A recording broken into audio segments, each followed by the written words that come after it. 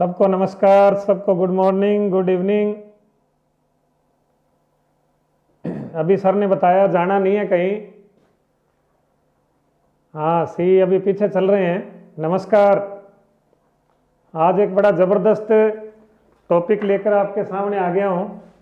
बहुत ही ज़बरदस्त टॉपिक है। इसमें मूल्यांकन, मापन, आकलन, उपलब्धि परीक्षण, सीसीई और साथ में एक टॉपिक और है क्रियात्मक अनुसंधान। क्रियात्मक अनुसंधान तो बहुत ही इम्पोर्टेंट टॉपिक है और सभी को ध्यान है कि भाषा की क्लास में भाषा फर्स्ट, भाषा सेकंड, इसमें भी ये टॉपिक आएगा। साथ ही ये टॉपिक एसएसटी में भी आएगा, साथ ही ये टॉपिक पर्यावरण में भी आएगा और यही टॉपिक जो है गणित और विज्ञान, मैथ साइंस, इसके अंदर भी आएगा और मतलब सभी विषयों में आएगा। तो अपने लिए बहुत ही महत्वपूर्ण है। ये इतना महत्वपूर्ण टॉपिक है। हाँ, गुड इवनिंग, गुड इवनिंग, सबको नमस्कार, राधे राधे। बहुत बढ़िया, बच्चों ने उत्तर देने में शुरू कर दिए। हाँ, सामने भी आएंगे, बस अब सामने आने का भी समय आ गया। तो सभी साथी जुड़ जाएं और एक बहुत ही ज़बरदस्त टॉपिक और सारा समझाएंगे आपको, साथ साथ एक एक चीज़। अपने सामने प्रश्न आ गया है आकलन। हाँ, गुड इवनिंग जी, सबको गुड इवनिंग, नमस्कार। बहुत ही अच्छा इंपॉर्टेंट क्वेश्चन। आकलन के संदर्भ में सत्य नहीं है। तो अपना क्वेश्चन है आकलन के संदर्भ में सत्य नहीं है। थोड़ा सा इसे जान लीजिए, आकलन क्या है, और फिर उत्तर दीजिए आकलन क्या है। तो एक परिभाषा से मैं शुरू करता हूँ। एक बहुत ही महत्वपूर्ण थिंकर आकलन के बारे में हुबा और फ्रीड, इसने एक बात कही है। आकलन क्या है? आकलन सूचना संकलन द्वारा बालक की क्षमताओं का मूल्यांकन करता है। जैसे अभी हम बात कर रहे थे कि क्षमताओं का मूल्यांकन। हाँ, इंतजार नहीं हो रहा, बिल्कुल उत्तर तो सबके सही आ रहे हैं। बहुत ही महत्वपूर्ण टॉपिक है, सभी विषयों में काम आएगा ये।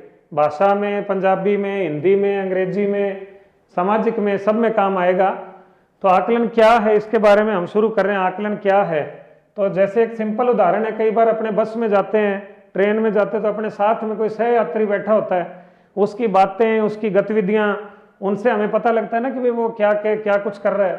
तो उससे हमें आकलन हो जाता है कि वो व्यक्ति कैसा है। तो आकलन का इसमें क्या है कि आकलन मूल्यांकन का एक भाग है, बिल्कुल सही है। आकलन छात्रों के संबंध में तथ्य एकत्रित करता है। इससे ये पता लगता है कि मेरी क्लास में बच्चे कैसे हैं, किस किस श्रेणी के हैं, कौन इंटेलिजेंट हैं, कौन एवरेज हैं, कौन कमज़ोर हैं। और आकलन पाठ्यक्रम का चयन करवाता है और छात्रों का वर्गीकरण करता है, ये भी सही है। लेकिन आकलन के आधार पर दंड का कोई प्रावधान नहीं है। तो सभी बच्चों का बिल्कुल सही है, बहुत बढ़िया। जिन बच्चों ने सही उत्तर दिया, कुलविंदर कौर सी सही है, विनोद सोनी, पूजा रानी, सबके उत्तर सही आ रहे हैं, शाबाश। तो इसी तरह जुड़े रहें, बहुत इंपॉर्टेंट टॉपिक, एक से बढ़ के इसमें क्वेश्चन आएंगे और हमें एक से बढ़ के एक उत्तर देने हैं। बिल्कुल सही है। अगला क्वेश्चन आपके सामने है, निम्न में से आकलन का प्रकार नहीं है। बहुत ही इंपॉर्टेंट है, उतने में आपको समझा दूं। आकलन का प्रकार नहीं है। एक तो है स्व आकलन, और आप सभी जो कर रहे हो ये आपका स्व आकलन है। कई बार ऐसे भी पूछ लेते होते हैं, जैसे एक विधि है स्किनर की दी हुई, अभिक्रमित अनुदेशन विधि, जो कि स्किनर ने दी थी। इसमें प्रत्येक विद्यार्थी अपना अपना स्व आकलन करता है, प्रत्येक विद्यार्थी स्वयं का आकलन करता है। तो स्वयं का आकलन करने की विधि, इसका महत्वपूर्ण याद कर लीजिए, अभिक्रमित अनुदेशन। तो स्व आकलन, हाँ कुछ उत्तर आने लग गए इसके भी, लेकिन इस बार आपका सी उत्तर ठीक नहीं है भाई, ये ध्यान रखना। दूसरा देखो, सहपाठी समूह आकलन, पेपर में आने वाले क्वेश्चन है ये, सहपाठी समूह आकलन।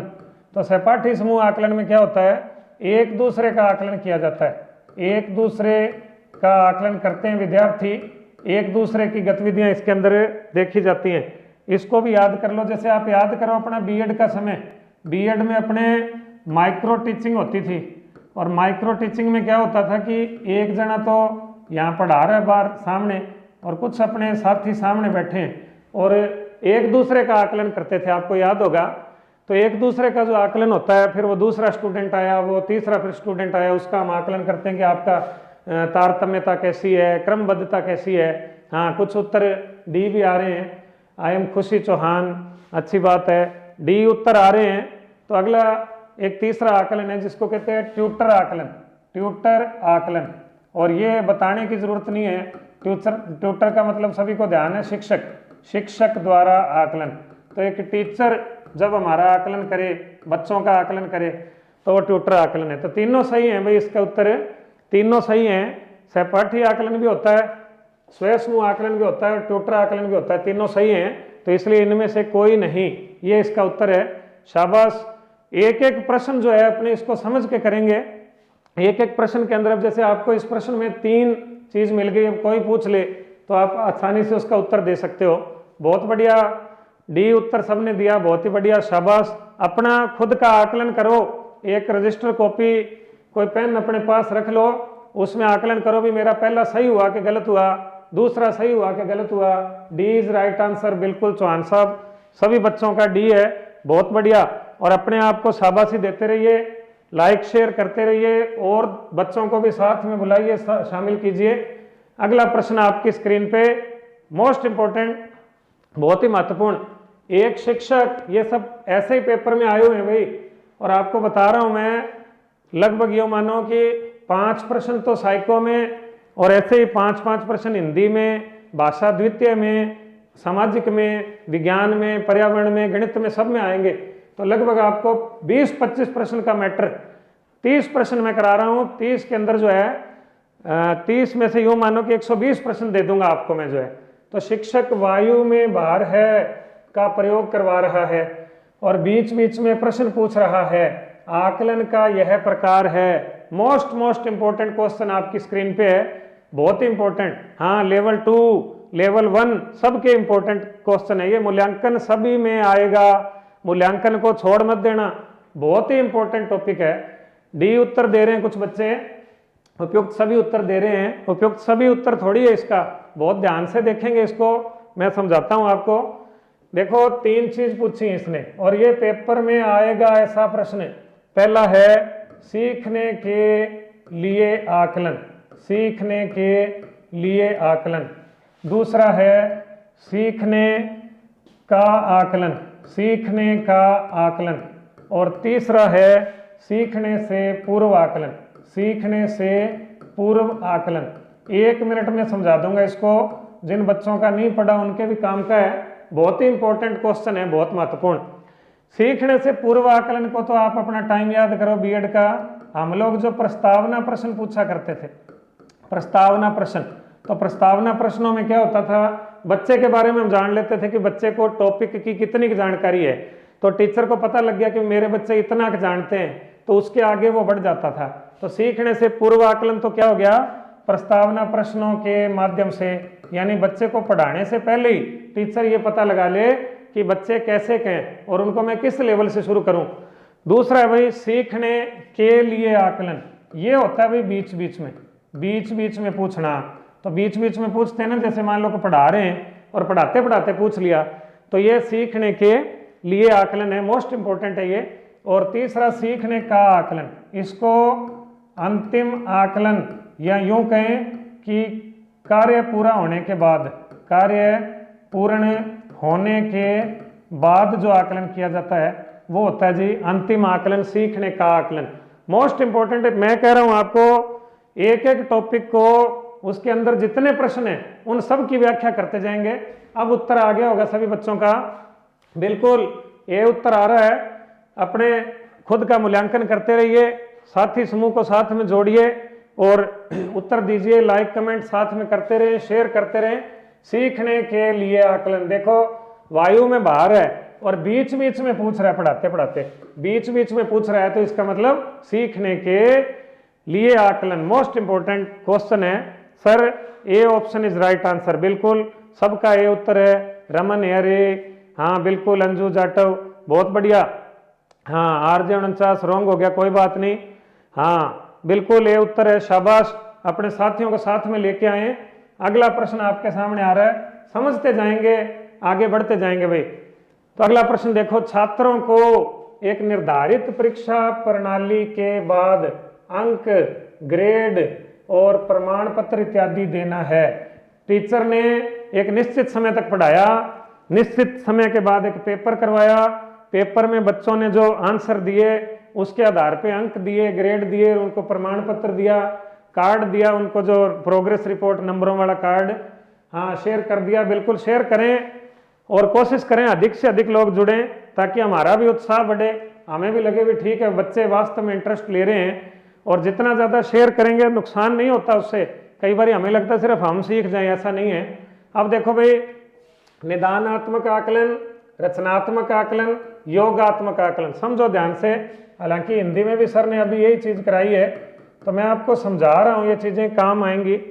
निदानात्मक आकलन, निदानात्मक आकलन यानी निदान को अंग्रेजी में क्या कहते हैं? डायग्नोज, डायग्नोज करना। डायग्नोज, जैसे मान लो अपने को बुखार है, शरीर टूट रहा है, और ऐसे में अपने के डॉक्टर साहब के पास जाते हैं तो वो एक कह देता है कि टेस्ट करा के आओ। तो टेस्ट कराने अपने कहाँ जाते हैं भाई? डायग्नोज लैब पे जाते हैं। और डायग्नोज लैब पे जाके कह जी हमारा टेस्ट करो, तो वो ब्लड टेस्ट वगैरह करता है और उसके बाद वो कहता है आपके ये सिम्टम है। तो निदान का मतलब क्या होता है? निदान का मतलब होता है कारण का पता लगाना, कारण का पता लगाना कि त्रुटि कहाँ है, कमजोरी कहाँ है, कमजोरी कहाँ है और कमजोरी क्यों है। तो याद कर लेना मेरी बात। निदान का मतलब होता है कि ये पता लगाना कि कमजोरी कहाँ है और कमजोरी क्यों है, तो उसको क्या कहते हैं? निदान। दूसरा मोस्ट इंपॉर्टेंट है रचनात्मक, या इसी को और क्या कहते हैं? निर्माणात्मक आकलन। रचनात्मक या निर्माणात्मक आकलन। और आपको बता दूं, इस आकलन के ऊपर सर्वाधिक प्रयोग किसने किए थे? वाइगोत्स्की ने, लेव वाइगोत्स्की ने इसके ऊपर प्रयोग किए थे। रचनात्मक या निर्माणात्मक आकलन, जिसके अंदर क्या होता है? ज्ञान की रचना, ज्ञान की रचना। पेपर में प्रश्न आता होता है, अभी अभी जो मैंने बताया कि जो बीच बीच में पढ़ाते पढ़ाते, बीच बीच में पढ़ाते पढ़ाते टीचर जो आकलन करता है, टीचर जो आकलन करता है पढ़ाते पढ़ाते बीच बीच में, वो क्या होता है भाई? रचनात्मक आकलन। या वो क्या होता है? हाँ, भाद्रा से प्रणाम, सुरेश जी प्रणाम। बहुत खुशी होती है, बीच बीच में कोई नमस्कार राम राम करते रहो तो फ्लो बना रहता है और टीचर को भी पढ़ाने में बहुत आनंद आता है। तो कोशिश करते रहें, साथियों को जोड़ते रहें, लाइक शेयर बढ़ाते रहें और अपने उत्तर साथ में चेक करते रहें भाई। तो याद कर लो, रचना या निर्माण का मतलब बीच बीच में। फिर आ गया योगात्मक आकलन, योगात्मक आकलन, जिसको एक और नाम से जानते हैं संकलनात्मक, संकलनात्मक आकलन। योगात्मक या संकलनात्मक। देखो, योग का मतलब जोड़ना और संकलन का मतलब भी इकट्ठा करना। तो जोड़ना या संकलन करना। योग कब होगा? अंतिम। योग कब होगा? अंतिम आकलन, यानी जब पूरा पढ़ा दिया, जब पूरा पढ़ा दिया, पूरा पढ़ा दिया तो उसके बाद जांच की, पूरा पढ़ाने के बाद जांच की, तो वो क्या कहलाएगा? योगात्मक आकलन। मुकलावा की धरती से प्रणाम। प्रणाम जी सैन साहब, आज लेट हो गया, कोई बात नहीं, अभी तो अपना सारा ही पढ़ा है। और एक से बढ़ के एक मैं कह रहा हूँ। अब देखो आपके सामने तीन चीजें मोस्ट इंपॉर्टेंट है। C TET, Haryana, Punjab TET, सब में काम आना है ये। हाँ, धौलपुर से नमस्कार जी, धौलपुर से भी साथी जुड़ रहे हैं, दूर दूर से जुड़ रहे हैं। जोड़ो इनको भाई, और साथियों को जोड़ो, अपना स्वार्थ मत सोचो। तो देखें भाई, निदान और दूसरा रचना और तीसरा योग। अब प्रश्न क्या है? छात्रों को एक निर्धारित परीक्षा प्रणाली के बाद अंक ग्रेड देना। तो आपके सामने भाई पढ़ा दिया और अंत में अंक ग्रेड दे रहे हैं, तो उत्तर क्या होगा? योगात्मक आकलन या संकलनात्मक आकलन। राम राम जी, नमस्कार जी, good evening sir, good evening जी आपको भी। सी उत्तर नहीं है, हाँ सी उत्तर ही है भाई, योगात्मक आकलन। इसका उत्तर क्या है? सी है, योगात्मक आकलन। तो मेरे प्यारे बच्चों, बहुत बढ़िया। MP नरवर से बलवंत जी, बहुत बढ़िया लगा जी आपसे जुड़ के। नमस्कार अनूपगढ़ से, नमस्कार जी। साथियों को जोड़ो, अधिक से अधिक लाइक शेयर बढ़ाओ जितना ज़्यादा टीचर का उत्साह बढ़ाओगे, टीचर उतना डबल उत्साह से पढ़ाएगा। भीलवाड़ा से नमस्कार, बटनेर की धरती से नमस्कार, सबको नमस्कार। सर टॉपिक टेलीग्राम पे बिल्कुल, मैं संजय जी को अब भी कह दूंगा कि जैसे क्लास खत्म हो टेलीग्राम पे डाल दें। अगला क्वेश्चन आपके सामने, एक एक क्वेश्चन से आपको 10-10 क्वेश्चन बन जाएंगे, ये ध्यान रखना। हाँ बिल्कुल जी, राम राम सबको, नमस्कार। हाँ पगा लागू भादरा से नमस्कार, रमेश कुमार जी बिल्कुल जी। स्वर्ण नगरी से बड़ी खुशी हुई जी, करौली डांग की रानी से नमस्कार अजीत जी। हाँ, एक शिक्षिका छात्र छात्राओं को कालीबंगा सभ्यता का भ्रमण करवाकर अगले दिन कक्षा में उस पर चर्चा करती है। मोस्ट इंपोर्टेंट, चटक मटक के पाए लागू, चटक मटक के आशीर्वाद। खेता जी बहुत बढ़िया, जोड़े रखो साथियों को, उत्साह बढ़ाते रहो और अपना मूल्यांकन करते रहो। एक शिक्षिका छात्र छात्राओं को कालीबंगा का भ्रमण करवाकर अगले दिन कक्षा में उस पर चर्चा करती है। अगर अब गलत होता है तो इसका मतलब समझ नहीं आया टॉपिक, अब गलत नहीं होना चाहिए भाई। ये प्रश्न है कि बता दो भाई निदान है कि संकलनात्मक है कि निर्माणात्मक है कि प्रस्तावनात्मक है, इसमें गलती नहीं होनी चाहिए। हाँ जी बिल्कुल रमेश जी, सर जी मेरे नाम क्या गया आप? हाँ जी कोई बात नहीं, अब आजकल बराबर के ही हैं बच्चे सभी, तो अभी जी लगने वाला ही है, टीचर लग जाओगे गवर्नमेंट। बताएं, उत्तर बताएं साथियों, उत्तर बताएं। कुछ बच्चे सी उत्तर दे रहे हैं, निर्माणात्मक आकलन। देखो अभी मैंने आपको क्या बताया, निर्माण, और एक शब्द अभी क्या बताया, संकलन। तो निर्माण का मतलब आपको क्या बताया था, निर्माण का मतलब रचना।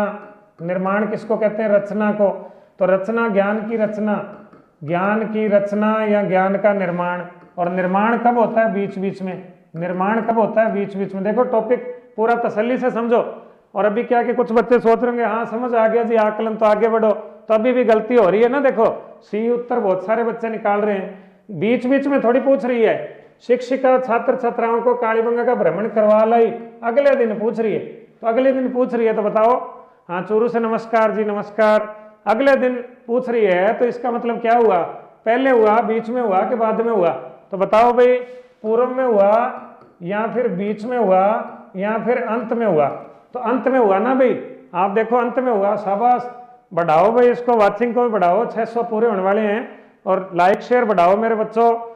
तो देखो ये काम कब कर रही है, बाद में कर रही है। और जो बाद में होता है उसको क्या कहते हैं, संकलन। याद कर लो, बाद में अंत में होता है उसको संकलन भी कहते हैं और उसको योगात्मक भी कहते हैं। कंफ्यूज मत हो, आपको मैं फिर से बता देता हूं। जो बीच बीच में हो, बीच बीच में हो, उसको तो क्या कहेंगे, रचना या निर्माण, रचना या निर्माण। और जो अंत में हो उसे क्या कहेंगे, उसे कहेंगे संकलन या फिर योग। ये बात मेरी याद कर लो, अंत में हो तो संकलन या योग और बीच बीच में हो तो रचना या निर्माण। बहुत बढ़िया मेरे बच्चों, बहुत मजा आ रहा है। और मैं ये चाहता हूं कि अपना ये मूल्यांकन का टॉपिक जो आपको कम से कम 20 प्रश्न देगा और मोस्ट इंपोर्टेंट प्रश्न देगा, तो कहीं ऐसा ना हो कि वे आज की क्लास मिस हो जाए। अपने भाई बहनों की, साथियों को जोड़ें और ज़्यादा से ज़्यादा मैं समझाने की कोशिश करूंगा, ज़्यादा से ज़्यादा बताने की कोशिश करूंगा। तो बहुत बढ़िया भाई जिन्होंने सही उत्तर दिया। हाँ नमस्कार जी, नमस्कार। सर पहली बार जुड़ा हूं तो आपको पूरा हक आएगा पहली बार जुड़ने का। आप तो अपने साथियों को भी जोड़ें, लाइक शेयर बढ़ाएं। 5 प्रश्न आपके सामने जो थे वो किसके थे, आकलन के। एक एक टॉपिक के ऊपर 2-2, 4-4 प्रश्न हैं। मूल्यांकन मापन से व्यापक है, यह एक नवीन पद है, किसने कहा। मूल्यांकन मापन से व्यापक है, यह एक नवीन पद है, किसने कहा। आप उतने उत्तर ढूंढो। मैं आपको 2 बातें बता दूं, एक है मापन और एक है मूल्यांकन। एक है मापन, एक है मूल्यांकन। मैं एक लाइन में कहता होता हूं, एक लाइन में कहता हूं कि यह 5 किलो घी है और यह 5 किलो शुद्ध घी है। यह 5 किलो घी है और यह 5 किलो शुद्ध घी है। फटाफट दिमाग लगाओ कि इनमें से ये 5 किलो घी है, ये मापन है कि मूल्यांकन है। भाई जो सीधा ही कह रहा है संख्या में, तब तो क्या है, मापन है। और जब कहता है शुद्ध घी है, 5 किलो शुद्ध घी है, तो शुद्ध घी आ गया तो साथ में क्या जुड़ गया, गुण। गुण जुड़ गया तो क्या है, मूल्यांकन है। तो याद रखो मूल्यांकन और मापन में मुख्य अंतर क्या है कि जो तो खाली मात्रात्मक हो, वो तो क्या है, मापन। और जिसमें मात्रा भी हो और गुण भी हो वो क्या है, मूल्यांकन।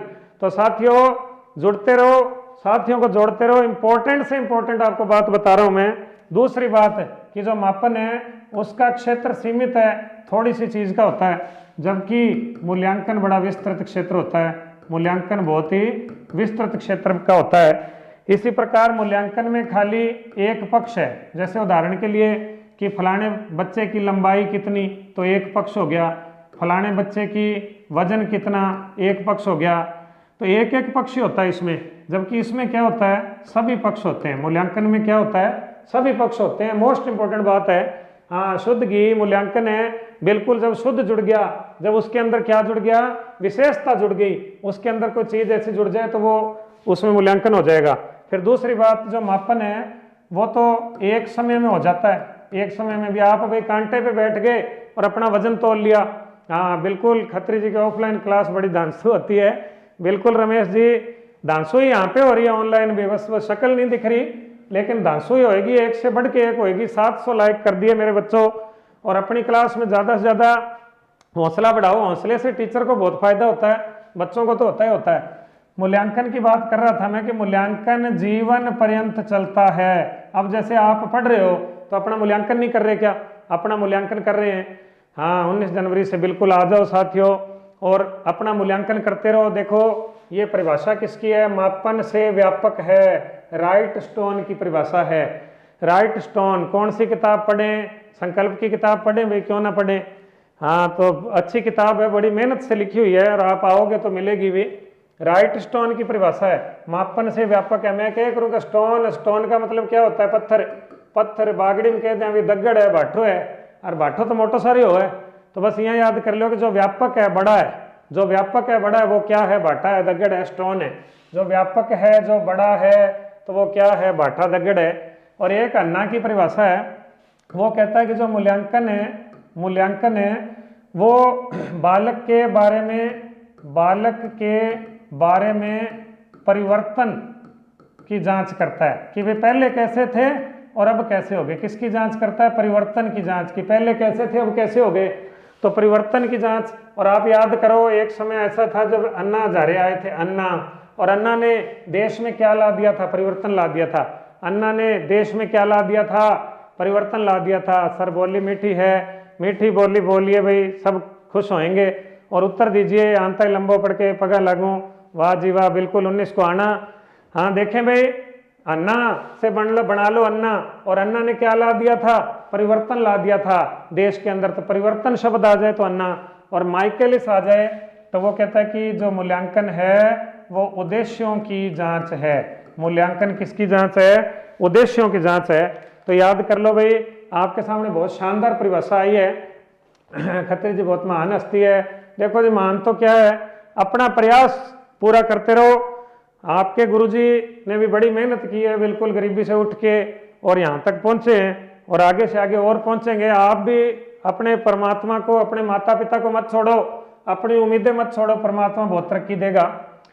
यदि मापन के सारे यंत्र समाप्त कर दिए जाएं तो ये सभ्यता बालू की दीवार की तरह ढह जाएगी। जो बच्चा घर पे पढ़ता है वो बताए तो इसका उत्तर क्या है। यदि मापन के सारे यंत्र समाप्त कर दिए जाएं तो ये सभ्यता बालू की दीवार की तरह ढह जाएगी। माँ लटियाल नगरी फलोदी से प्रणाम। प्रणाम जी बनवारी लाल जी। गणित की क्लास कल होएगी। प्रश्न का उत्तर दें। मोस्ट इंपॉर्टेंट प्रश्न आपकी स्क्रीन पे है। यदि मापन के सारे यंत्र समाप्त कर दिए जाएं तो ये सभ्यता बालू की दीवार की तरह ढह जाएगी। कुछ बच्चे ए उत्तर दे रहे हैं, कुछ बच्चे बी उत्तर दे रहे हैं। खत्री की बीट पर रेट, बिल्कुल। आप तो लाइव वाले साथी और बढ़ाएं तो हमारा हौसला बढ़े कि भाई अब तो रेट आ गई, अब लाइव बढ़ाओ, शेयर बढ़ाओ, लाइक बढ़ाओ, और हम आपको ज्ञान बढ़ा देंगे।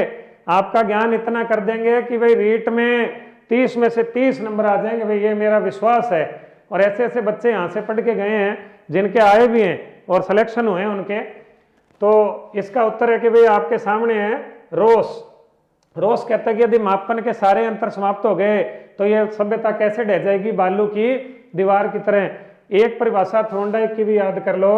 थॉर्नडाइक कहता जिस वस्तु का भी अस्तित्व है, जिस वस्तु का भी अस्तित्व है उसका मापन अवश्य है, उसका मापन अवश्य है। भाई जैसे हम कहें कि भाई जो चीज़ दिखाई नहीं देती उसका तो अस्तित्व नहीं है, तो उसका मापन कैसे होगा। लेकिन जो चीज़ दिखाई देती है, कोई अपने सामने कमरे में कोई मेज कुर्सी पंखा टेबल घड़ी सब पड़ा है, तो उनका अस्तित्व है, तो उनका मापन है, चाहे वजन में करें चाहे उसको लंबाई में करें। प्रिया सैनी बहुत बढ़िया जी, धन्यवाद सर। आप साथ रहो, मैं आपके साथ हूँ और परमात्मा आपके साथ है, माता पिता आपके साथ हैं, सिलेक्शन आपके साथ है, ये निश्चित है। स्टीवेंसन कहता है, स्टीवेंसन की भी परिभाषा इंपॉर्टेंट है, इसको भी थोड़ा सा देख लें। स्टीवेंसन के बारे में सिर्फ इतना याद कर लो, इसने कहा था कि मापन वस्तुओं को अंक प्रदान करता है, वस्तुओं को अंक प्रदान करता है। तो मेरी बात आपको फिर क्लियर कर दूं, अंक वस्तुओं को दे तो मापन है, और जब वस्तुओं को गुणों में देखें तो मूल्यांकन है। तो बहुत इंपॉर्टेंट क्वेश्चन था। आगे से आगे प्रश्नों की एक से बढ़िया एक सीरीज हम चलाएंगे, रीट को भी पालेंगे। बिल्कुल बिल्कुल साथियों, निम्न में से मूल्यांकन की गुणात्मक विधि नहीं है। गुणात्मक तो मैं उतने समझा दूं आपको, मूल्यांकन की प्रविधियों को दो भागों में बांटा गया है। मूल्यांकन की प्रविधियों को दो भागों में बांटा गया, एक तो संख्यात्मक या मात्रात्मक, और दूसरी गुणात्मक। तो उत्तर देने की कोशिश करें भाई। अगर सर आप साथ हो तो बिल्कुल नाम रोशन कर दो। पापा कहते हैं बड़ा नाम करेगा, तो गुरुजी भी कहते हैं बड़ा नाम करेगा, बेटा बेटी हमारा बड़ा नाम करेगा। और लाइक शेयर बढ़ाओ तो मेरा भी नाम हो जाए कि हाँ भाई सर की क्लास में पूरे हो गए भी 1000 से ऊपर। तो देखें भाई, साक्षात्कार, ये कॉमा है यहाँ, प्रश्नावली, या फिर संचय अभिलेख या मूल्य सूची या मौखिक और लिखित परीक्षा। तो इनमें से पूछ रहा है कि कौन सी विधि गुणात्मक नहीं है। उत्तर आने शुरू हो गए हैं। मैं थोड़ा सा बता दूं, जो बच्चे यहाँ बैठे हैं, गुणात्मक देखो, जैसे साक्षात्कार विधि दे रखी है, साक्षात्कार, तो याद कर लो छोटी सी बात, साक्षात्कार जो है वो गुड्डे और हाट की विधि है। गुड्डे और हाट ने ये विधि दी थी, साक्षात्कार विधि। तो इसमें एक व्यक्ति दूसरे व्यक्ति के जीवन में अंतरंगता से प्रवेश करता है। बिल्कुल जी, धौलपुर से जय हो आपकी विधि। तो याद करते रहो, अपना मूल्यांकन करते रहो। इसी प्रकार जैसे एक विधि दी हुई है प्रश्नावली विधि किसने दी थी? वुडवर्थ ने दी थी। प्रश्नावली विधि किसने दी थी? वुडवर्थ ने दी थी। और प्रश्नावली में प्रश्नों की सूची होती है जो डाक द्वारा भेजी जाती है। याद कर लो, साक्षात्कार तो कैसे होता है? आमने सामने होता है, जबकि प्रश्नावली डाक द्वारा भेजी जाने वाली प्रश्नों की सूची है। डाक द्वारा भेजी जाने वाली प्रश्नों की सूची जो है वो क्या होती है? प्रश्नावली होती है। और इसी प्रकार एक दे रखा है भाई, संचय अभिलेख, मोस्ट इंपॉर्टेंट है, मोस्ट इंपॉर्टेंट। जैसे ही नौकरी लगोगे तो आपको पहली से 5वीं तक के बच्चों की फाइलें बनानी होंगी। संचय अभिलेख क्या होता है? बालक का रिकॉर्ड होता है इसमें, कि एक बच्चा पूरे वर्ष भर में कौन कौन सी गतिविधियां करता है, उन सब गतिविधियों का रिकॉर्ड होता है, उसको क्या कहते हैं? संचय अभिलेख। और इसी प्रकार एक मूल्य सूची होती है, मूल्य सूची को और क्या कहते हैं अंग्रेजी में? Rating scale. तो आपने कई बार अखबारों में देखा होगा कि सरकार ने ये कदम उठाया, ये काम किया, तो उसकी क्या रेटिंग आई? तो रेटिंग स्केल होती है जो मूल्य सूची। जैसे अपने कहें कि भ्रष्टाचार के बारे में आपका क्या विचार है? भ्रष्टाचार होना चाहिए या भ्रष्टाचार नहीं होना चाहिए, या थोड़ा बहुत होना चाहिए। तो ये क्या होती है भाई? रेटिंग स्केल होती है। तो याद कर लो, साक्षात्कार भी गुणात्मक है, प्रश्नावली भी गुणात्मक है, संचय अभिलेख भी गुणात्मक है, मूल्य सूची भी गुणात्मक है। लेकिन मौखिक परीक्षा, लिखित परीक्षा ये गुणात्मक नहीं है, ये संख्यात्मक है। जैसे अपने कहें लिखित परीक्षा या फिर मौखिक परीक्षा या फिर प्रायोगिक परीक्षा, ये सारी विधियां किसमें आती हैं? संख्यात्मक में। तो बहुत ही बढ़िया मेरे बच्चों, आपका उत्तर सही है बिल्कुल। 30 में से 32 मैं कहता हूं आपके मैक्सिमम नंबर आएंगे। आप एक एक चीज को ध्यान से देखते रहिए और उसको समझते रहिए। और पेपर में छोटा प्रश्न भी आ जाता है कि मूल्यांकन की निम्न में से कितनी प्रकार की विधियां होती है। तो याद कर लो, 2 प्रकार की, एक तो संख्यात्मक और एक गुणात्मक। और भी बताता हूं आपको, आगे चलते हैं। और जिन्होंने सही उत्तर दिया शाबाश, जिनका गलत हुआ तो कोई बात नहीं, आगे कोशिश करते रहो। अगला प्रश्न, हाँ जी, राम राम जी, महेश जी सरदारपुरा जीवन से, बिल्कुल राम राम। आज पहली बार जुड़ने पर बिल्कुल लक्की जी, मजा रोज ही आएगा। मैं कहता हूँ एक एक प्रश्न और उसके अंदर के सारे प्रश्न याद करा दूंगा। मोस्ट इंपॉर्टेंट क्वेश्चन आपकी स्क्रीन पर आ गया, मोस्ट इंपॉर्टेंट क्वेश्चन। और 100% ऐसा क्वेश्चन चाहे हिंदी भाषा में आ जाए, अंग्रेजी में आ जाए, पंजाबी में आ जाए, चाहे सामाजिक में आ जाए, आएगा ही आएगा। देखो भाई उत्तर दीजिए। जब बार बार जांच करने पर भी परिणाम में अंतर ना आए तो ऐसे मूल्यांकन को क्या कहते हैं? गलत नहीं होना चाहिए, कोशिश करो एक भी बच्चे का गलत नहीं होना चाहिए। अगर ये गलत होता है तो इसका मतलब मूल्यांकन का टॉपिक आपने पढ़ा ही नहीं। बिल्कुल उत्तर आने लग गए। सुरेश कुमार ए, बिल्कुल सूर्या ए, सबके बड़े फास्ट चल रहे हैं। तो देखें भाई, विश्वसनीय तो आपके सामने है।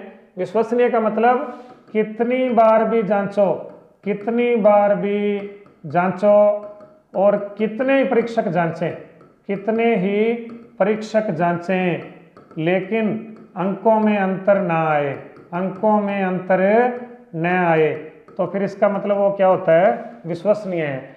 दूसरा होता है वैध। मेरी भाषा में याद कर लो, वैध का मतलब है आउट ऑफ सिलेबस न हो, आउट ऑफ सिलेबस न हो। इतनी बात याद कर लो, यानी जो पढ़ाया पेपर में उसी के अंदर से पेपर बनाया जाए, आउट ऑफ सिलेबस न हो।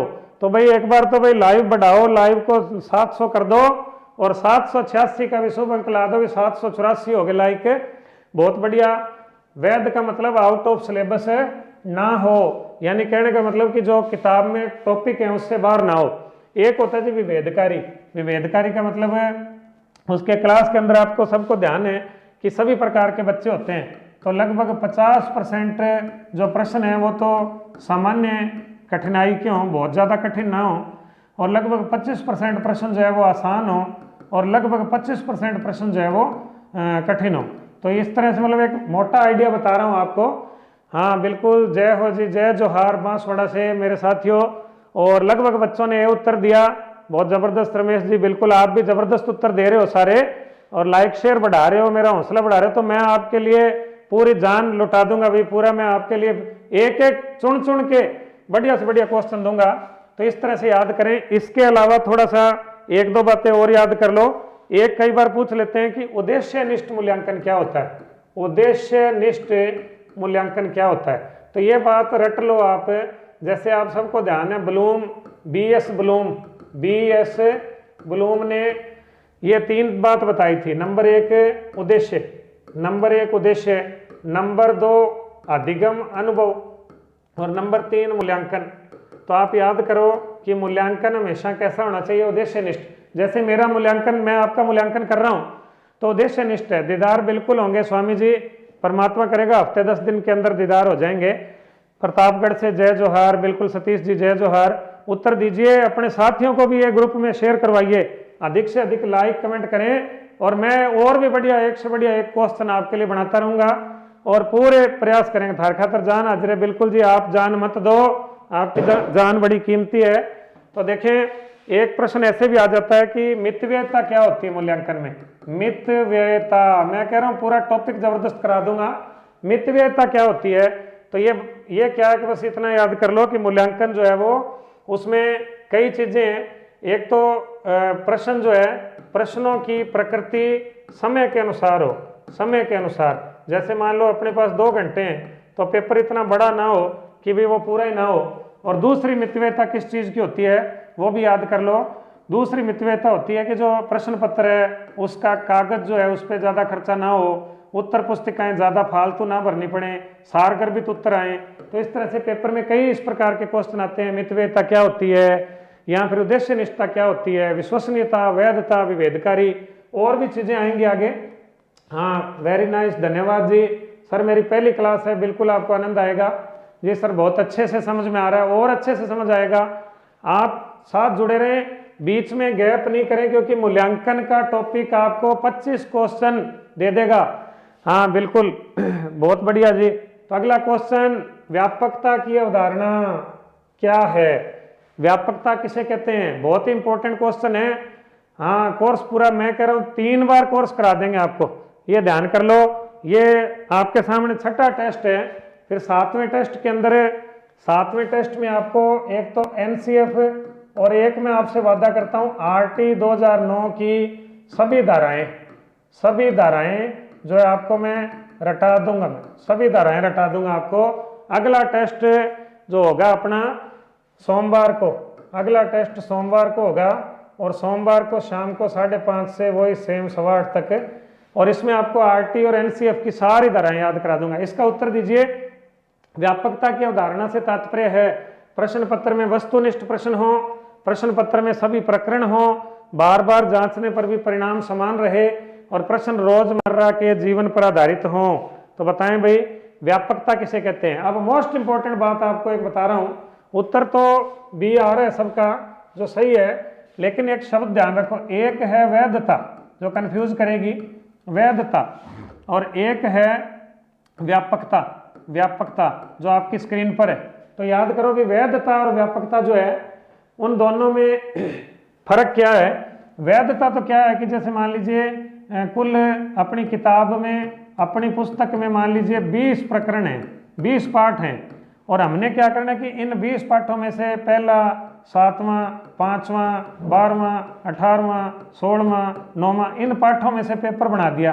तो ये पेपर बना तो इन सिलेबस में से ही, तो ये तो क्या हो गया भाई, वैध हो गया, वैध सिलेबस हो गया। बहुत धाकड़ रमेश जी, बहुत धन्यवाद। और आप भी धाकड़ बन जाओ, माँ बाप का सपना पूरा कर दो। सर ये क्लास रीट सेकंड, बिल्कुल सेकंड लेवल, फर्स्ट लेवल, सामाजिक, गणित, विज्ञान सबके लिए है ये क्लास है, पर्यावरण सबके अंदर मूल्यांकन आता है।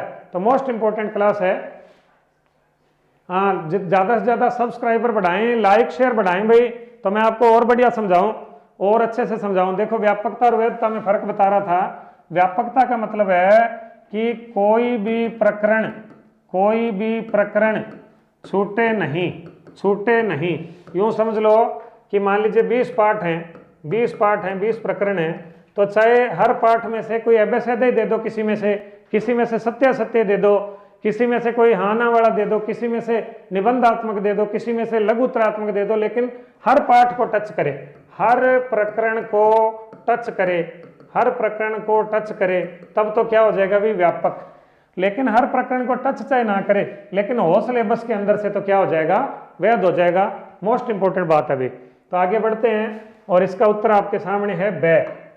अगला प्रश्न, हाँ बिल्कुल जमा छा रहा हो विनोद चौधरी जी, बड़ा धन्यवाद। आप भी छा जाएं मेरे साथ और मैक्सिमम जो है उत्तर देने की कोशिश करें। मैं आपको पूरा टॉपिक जो है बड़ी गहराई से समझाने जा रहा हूं। प्रत्यास्मरण, प्रत्याविज्ञान, एकांतर क्रिया, ये कौन से प्रकार के प्रश्न हैं, आप उत्तर दीजिए। मैं आपको समझा दूं कि प्रत्यास्मरण क्या है और प्रत्याविज्ञान क्या है। प्रत्यास्मरण, इसका एक हिंट बना लो, इसका एक हिंट बना लो। प्रत्यास्मरण में क्या है कि जब बिना हिंट के उत्तर याद आ जाए, बिना हिंट के उत्तर याद आ जाए, तो उसको कहते हैं प्रत्यास्मरण, रिकॉल। कैसे बिना हिंट के, जैसे लिखा है भारत के प्रथम प्रधानमंत्री डैश डैश डैश डैश थे। अब अगर आपको उत्तर बिना हिंट के आ गया, आपको उत्तर बिना हिंट के आ गया, तो आपने यहाँ लिख दिया कि पंडित जवाहरलाल नेहरू, तो इसका मतलब बिना हिंट के याद आ गया, तो ये तो क्या कहलाएगा, प्रत्यास्मरण। एक होता है प्रत्याविज्ञान, जिसको कहते हैं रिकॉग्निशन, प्रत्याविज्ञान। ये क्या होता है, इसमें कुछ ना कुछ हिंट होता है, कुछ न कुछ हिंट होता है। जैसे उदाहरण के लिए आपके सामने एबेसैदे वाला प्रश्न है कि भारत की राजधानी है, ए बे से देश में दिया हुआ है कि भाई जयपुर है या दिल्ली है या फिर पंजाब है, ऐसे, तो मतलब हिंट आ गया। तो बस याद कर लो कि जब नाम आपके सामने हिंट आ जाए, तो समझ लो क्या है, प्रत्याविज्ञान। जैसे सत्य असत्य होते हैं, सत्य असत्य, उसमें क्या होता है, उत्तर अंदर ही होता है, या तो सही होता है या गलत होता है, तो हिंट मिल जाता है। तो याद कर लो सत्य असत्य, या फिर मिलान वाले प्रश्न, या फिर एबेसैदे वाले प्रश्न, ये सारे प्रत्याविज्ञान में आएंगे। और जिसके अंदर कोई हिंट ना हो, जैसे रिक्त स्थान, तो रिक्त स्थान किस में आ जाएगा, ये प्रत्यास्मरण में आ जाएगा। ये दोनों ये दोनों किसके प्रकार हैं? वस्तुनिष्ठ के प्रकार हैं। याद कर लो, बिल्कुल जुड़े रहें, साथियों को जोड़ें और लाइक शेयर बढ़ाते रहें भाई बच्चों।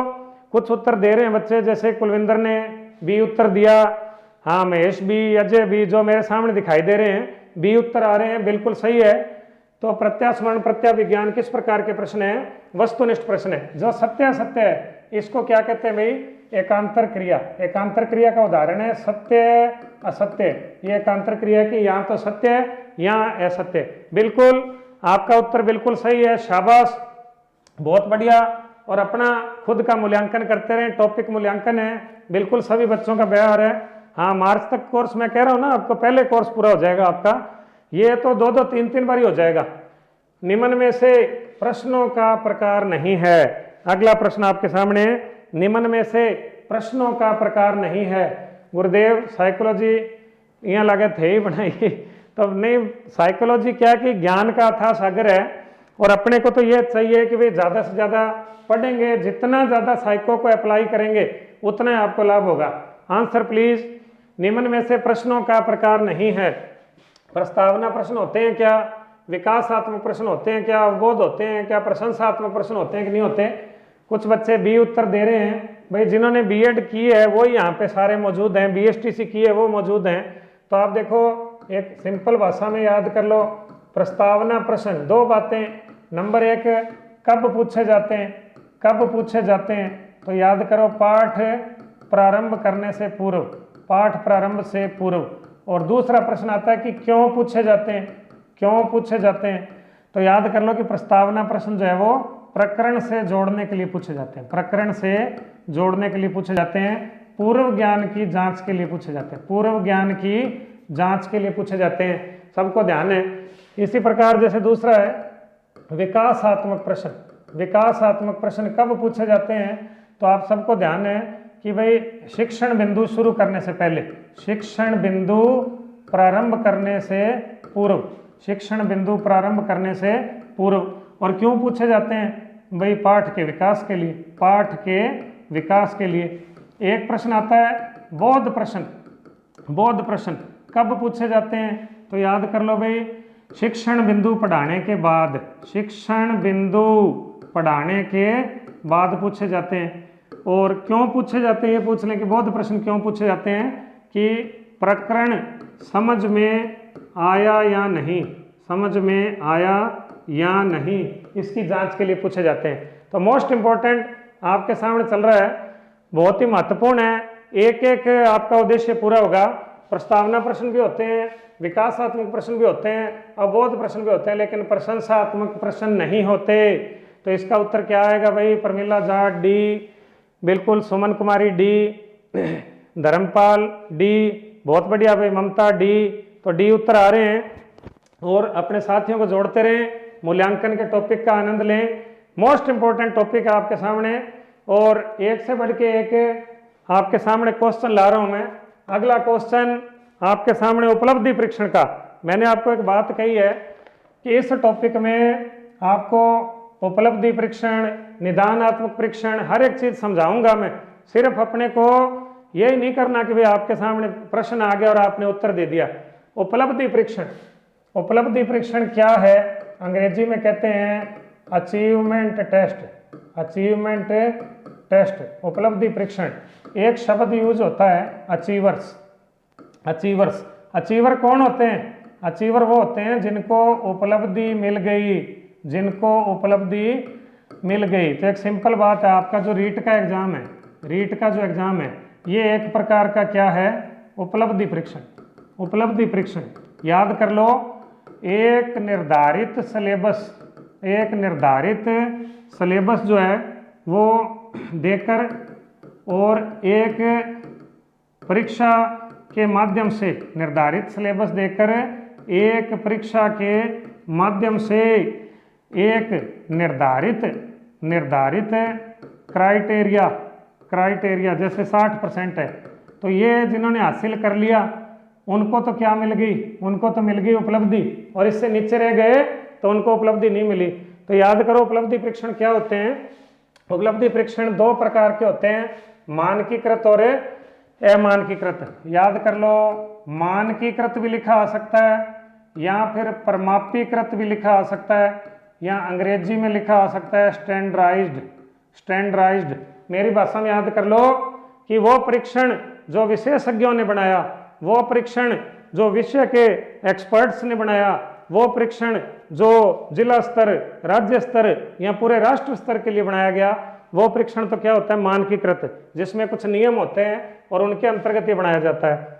दूसरा होता है जिसको कहते हैं अमानकीकृत या फिर अपरमापीकृत, अपरमापीकृत या शिक्षक निर्मित, शिक्षक निर्मित, जिसको कहते हैं नॉन स्टैंडर्डाइज्ड, नॉन स्टैंडर्डाइज्ड, जो एक आम शिक्षक ने अपनी क्लास के बच्चों के लिए बनाया और उसने अपने जितना को उसको पढ़ाना आता था वैसा पढ़ाया और उसके आधार पर टेस्ट ले लिया, तो वो क्या कहलाएगा, अमानकीकृत। तो याद कर लो कि ये दो प्रकार के होते हैं, बिल्कुल सही है। अमानकीकृत को अध्यापक निर्मित भी कहते हैं, देखो अमानकीकृत को शिक्षक निर्मित यानी अध्यापक निर्मित भी कहते हैं, बिल्कुल सही बात है। अध्यापक निर्मित परीक्षण वैध व विश्वसनीय होते हैं, ये बात गलत है। वैध परीक्षण वो होगा जो मानकीकृत होगा, जो विशेषज्ञों ने बनाया होगा। वैध व विश्वसनीय कौन सा होगा, जो विशेषज्ञों ने बनाया होगा। हाँ बिल्कुल बिल्कुल, आपको जो राइट टाइम पे पूरा करा देंगे। सालासर धाम से जय भीम सर, बिल्कुल जय भीम, आपको भी सी उत्तर आ रहा है। अध्यापक निर्मित परीक्षण वैध व विश्वसनीय होते हैं, ये गलत है। और ये परीक्षण छात्रों की निष्पत्ति यानी छात्रों की उपलब्धि का मापन करते हैं। तो बहुत बढ़िया, जुड़े रहें साथियों और एक से एक बढ़ के उत्तर देते रहिए। आपको लग रहा है कि वास्तव में हमने मेहनत की है और आपकी क्लास आपको लाभ दे रही है, तो लाइक करते रहें, लाइक और कमेंट करके आपस में एक दूसरे के साथ जुड़े रहें भाई। उपलब्धि परीक्षण और निदानात्मक परीक्षण का मुख्य अंतर है। अब इसमें दो बात आ गई भाई, उपलब्धि परीक्षण और निदानात्मक परीक्षण का मुख्य अंतर है। तो ये बताना भी, देखो उपलब्धि परीक्षण त्रुटियों की खोज करता है। तो आप सबको अभी अभी हिंदी की क्लास में गुरुजी ने बताया था कि जो त्रुटियों की खोज करे वो तो निदानात्मक परीक्षण है, जो त्रुटियों की खोज करे वो तो कौन सा परीक्षण है, निदानात्मक परीक्षण है। निदानात्मक परीक्षण के मानक व ग्रेड आसान होते हैं। तो बिल्कुल ये बात सही है कि निदानात्मक परीक्षण जो है उसके मानक और ग्रेड आसानी से बनाए जा सकते हैं। उपलब्धि परीक्षण द्वारा योग्यता का मापन होता है। तो उपलब्धि परीक्षण किसका मापन करता है भी, बच्चों की योग्यता का। मैंने अभी भी बताया कि निर्धारित पाठ्यक्रम द्वारा छात्रों की योग्यता की जांच, जैसे मैंने उदाहरण दिया भाई रीट का, या कोई आरएस का एग्जाम है, आईएएस का एग्जाम है, या फिर कोई बोर्ड की परीक्षा है, ये सारे उपलब्धि परीक्षण हैं और ये बच्चों की योग्यता का मापन करते हैं। लेकिन एक बात लिखिए कि निदानात्मक परीक्षण की निश्चित समय सीमा होती है। तो याद कर लो, निदान की कोई सीमा नहीं होती, निदान की कोई सीमा नहीं होती। निदान तब तक चलता रहता है, निदान तब तक चलता रहता है जब तक समस्या हल ना हो जाए, जब तक समस्या हल ना हो जाए। तो याद कर लो कि निदानात्मक परीक्षण की कोई सीमा नहीं होती।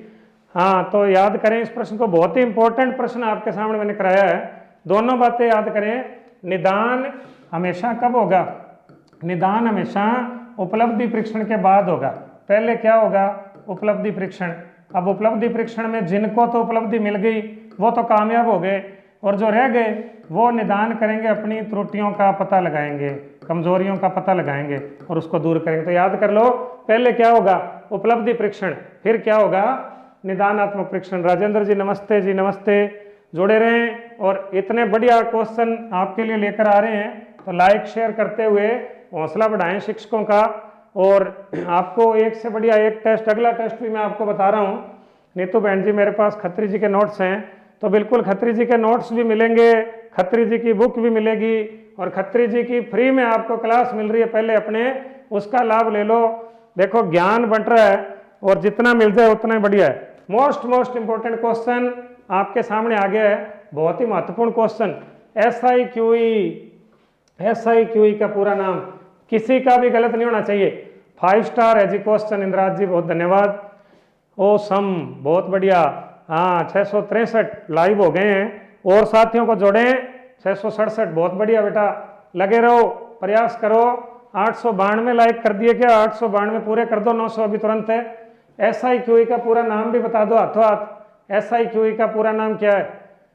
हाँ, कुछ बच्चे भी उत्तर दे रहे हैं, सरिता, जैस्मीन, लेखाराम, बिल्कुल बिल्कुल बिल्कुल सही है जी। सर जी नमस्ते, नमस्ते जी। हाँ, टेलीग्राम पे टेस्ट आपको मिल जाएगा, सिलेबस भी मिल जाएगा। हाँ बिल्कुल भी उत्तर, ज़्यादा समय इसमें बर्बाद नहीं करेंगे। State initiative for quality education, थोड़ा सा इसके बारे में आपको मैं ज्ञान दे दूं, थोड़ा सा याद कर लो। देखो, राजस्थान में 2015 से CCE की शुरुआत हुई। इतनी बातें आपको मिल रही हैं, कहीं से कोई प्रश्न बन के आ गया और आपकी ज़िंदगी बदल देगा। कहते ना वो कि भाई एक टपकती हुई बूंद जो है वो उसमें से गिरी छत में से और किसी की वसीयत पे गिर गई और वो 1 करोड़ का 1 लाख बन गया था। तो इसी तरह भाई अपनी ज़िंदगी एक एक प्रश्न पे है। 2015 से क्या शुरू हुआ भाई? CCE शुरू हुआ राजस्थान में। और कई बच्चों को ध्यान ना हो तो CCE का मतलब continuous and comprehensive evaluation, continuous and comprehensive evaluation, Hindi में कहते हैं सतत व समग्र मूल्यांकन। सतत व समग्र मूल्यांकन की शुरुआत कब हुई? 2015 से। और दूसरा, इसके ऊपर काम कौन सी संस्था करती है? SIERT, जिसका नाम बदल के SRSCERT उदयपुर रख दिया गया। ये संस्था CCE के लिए काम करती है। मोस्ट इम्पोर्टेंट बात, 2018-19 से राजस्थान में SIQE कार्यक्रम शुरू किया गया। पूछने वाले प्रश्न है पेपर में, SIQE कार्यक्रम कब शुरू किया गया? 2018-19 से। और इसमें होता क्या है? इसमें 2-3 बातें याद करो। एक तो जब बच्चा जुलाई में स्कूल में प्रवेश करता है तो उसका बेस लाइन सर्वे होता है।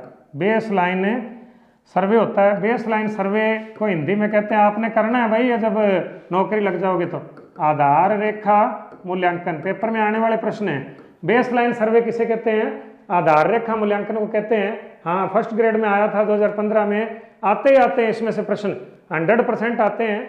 तो लाइव भी बढ़ाएं भाई, अपने मैक्सिमम जुड़े साथी। आधार रेखा मूल्यांकन क्या होता है कि बच्चे का स्तर पता करते हैं। बच्चे का स्तर पता करते हैं कि बच्चा A ग्रेड का है या B ग्रेड का है या C ग्रेड का है। तो इसको क्या कहते हैं भाई? आधार रेखा मूल्यांकन होता है। एक होता है जी पोर्टफोलियो, ये बड़ा पूछते हैं, बहुत ही इंपॉर्टेंट है। क्लास रेगुलर में तो बहुत डिटेल में बताना ही पड़ता है, लेकिन आपको भी फायदा होगा।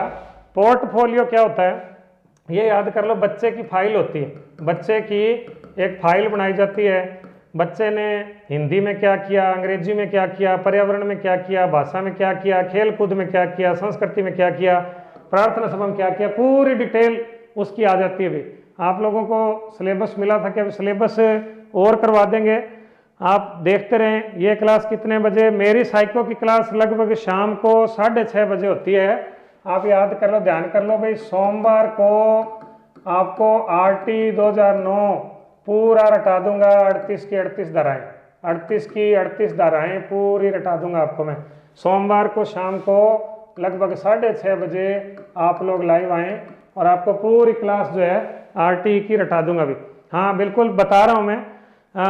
SIQE की बात कर रहे थे तो SIQE जो है इसके आधार पे बच्चों को ग्रेड दिए जाते हैं। मोस्ट इंपोर्टेंट क्वेश्चन है, बहुत ही महत्वपूर्ण क्वेश्चन है।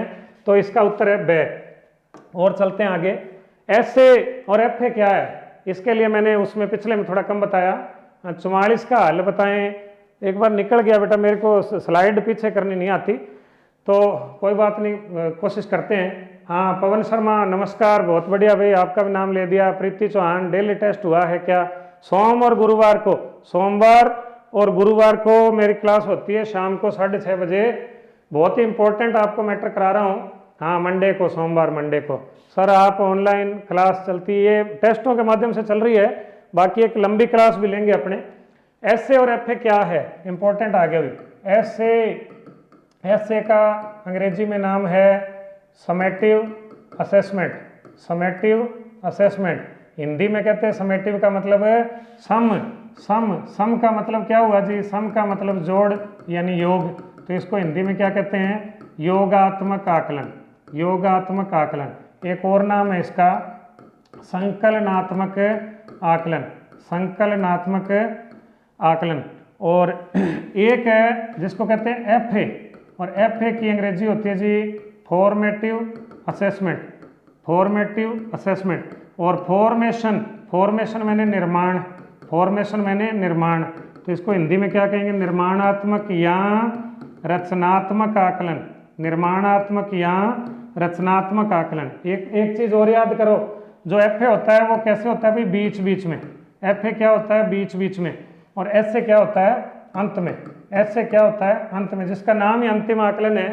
तो एसए क्या होता है भाई, अंत में, और एफए क्या होता है, बीच बीच में। बहुत ही इंपॉर्टेंट है, पेपर में 100% क्वेश्चन आएगा, तो याद कर लो। योगात्मक आकलन और रचनात्मक आकलन बहुत ही इंपॉर्टेंट क्वेश्चन है आपके लिए। एक बात और याद कर लो, जो अपने राजस्थान के अंदर है, तो आप याद कर लो कि जो एफए है, एफए ये तो कितना परसेंट है, 60%, और एसए कितना परसेंट है, 40%। तो ये आगे समझाऊंगा, आगे और क्वेश्चन है, इंपॉर्टेंट से इंपॉर्टेंट क्वेश्चन है। हाँ बिल्कुल, बच्चों के उत्तर आ रहे हैं बहुत बढ़िया तरीके से भाई। एसए और एफए, योगात्मक और रचनात्मक आकलन, और डिटेल बताएंगे आगे। आप टेस्ट सीरीज मत छोड़िए, आपको फ्री में मिल रही है। और टेस्ट सीरीज में अब जैसे मान लो आज मैंने एफए एसए के बारे में 2 बातें बताई, अगला जो टेस्ट फिर आएगा तो उसके अंदर और ज़्यादा डिटेल में जाएंगे। सतत और व्यापक मूल्यांकन, या फिर सतत व समग्र मूल्यांकन, सतत व समग्र मूल्यांकन। अंग्रेजी में अभी नाम लिया मैंने, सतत का मतलब कंटिन्यूअस और समग्र का मतलब कॉम्प्रिहेंसिव, कॉम्प्रिहेंसिव। सतत और समग्र मूल्यांकन 2 शब्द हैं, इसमें 2 पक्ष हैं। एक तो मूल्यांकन सतत हो, एक विचारधारा दी गई है कि जब पढ़ाई रोज रोज हो रही है, जब पढ़ाई रोज रोज हो रही है तो मूल्यांकन भी रोज रोज होना चाहिए, मूल्यांकन भी रोज रोज होना चाहिए। रोज रोज कैसे होगा कि जितना पढ़ा दिया उसका मूल्यांकन कर लो, जितना पढ़ाया उसका क्या कर लो, मूल्यांकन कर लो। तो ये बड़ी महत्वपूर्ण बात है। और समग्र, समग्र का मतलब सभी पक्षों का, सभी पक्षों का मूल्यांकन होना चाहिए। सभी पक्ष कौन से होते हैं भाई, सभी पक्ष 2 होते हैं। एक तो सभी जानते हो भाई शैक्षिक पक्ष, शैक्षिक पक्ष, और एक सह शैक्षिक पक्ष।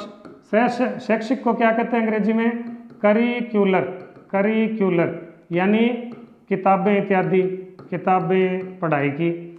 और सह शैक्षिक पक्ष क्या होता है भाई, को करिकुलर, को करिकुलर यानी खेल कूद भी होना चाहिए, प्रार्थना सभा भी होनी चाहिए, सांस्कृतिक कार्यक्रम भी होने चाहिए। पेपर में पूछ लेते हैं कई बार, भ्रमण भी होना चाहिए, वाद विवाद भी होना चाहिए, प्रयोजना प्रोजेक्ट भी होना चाहिए।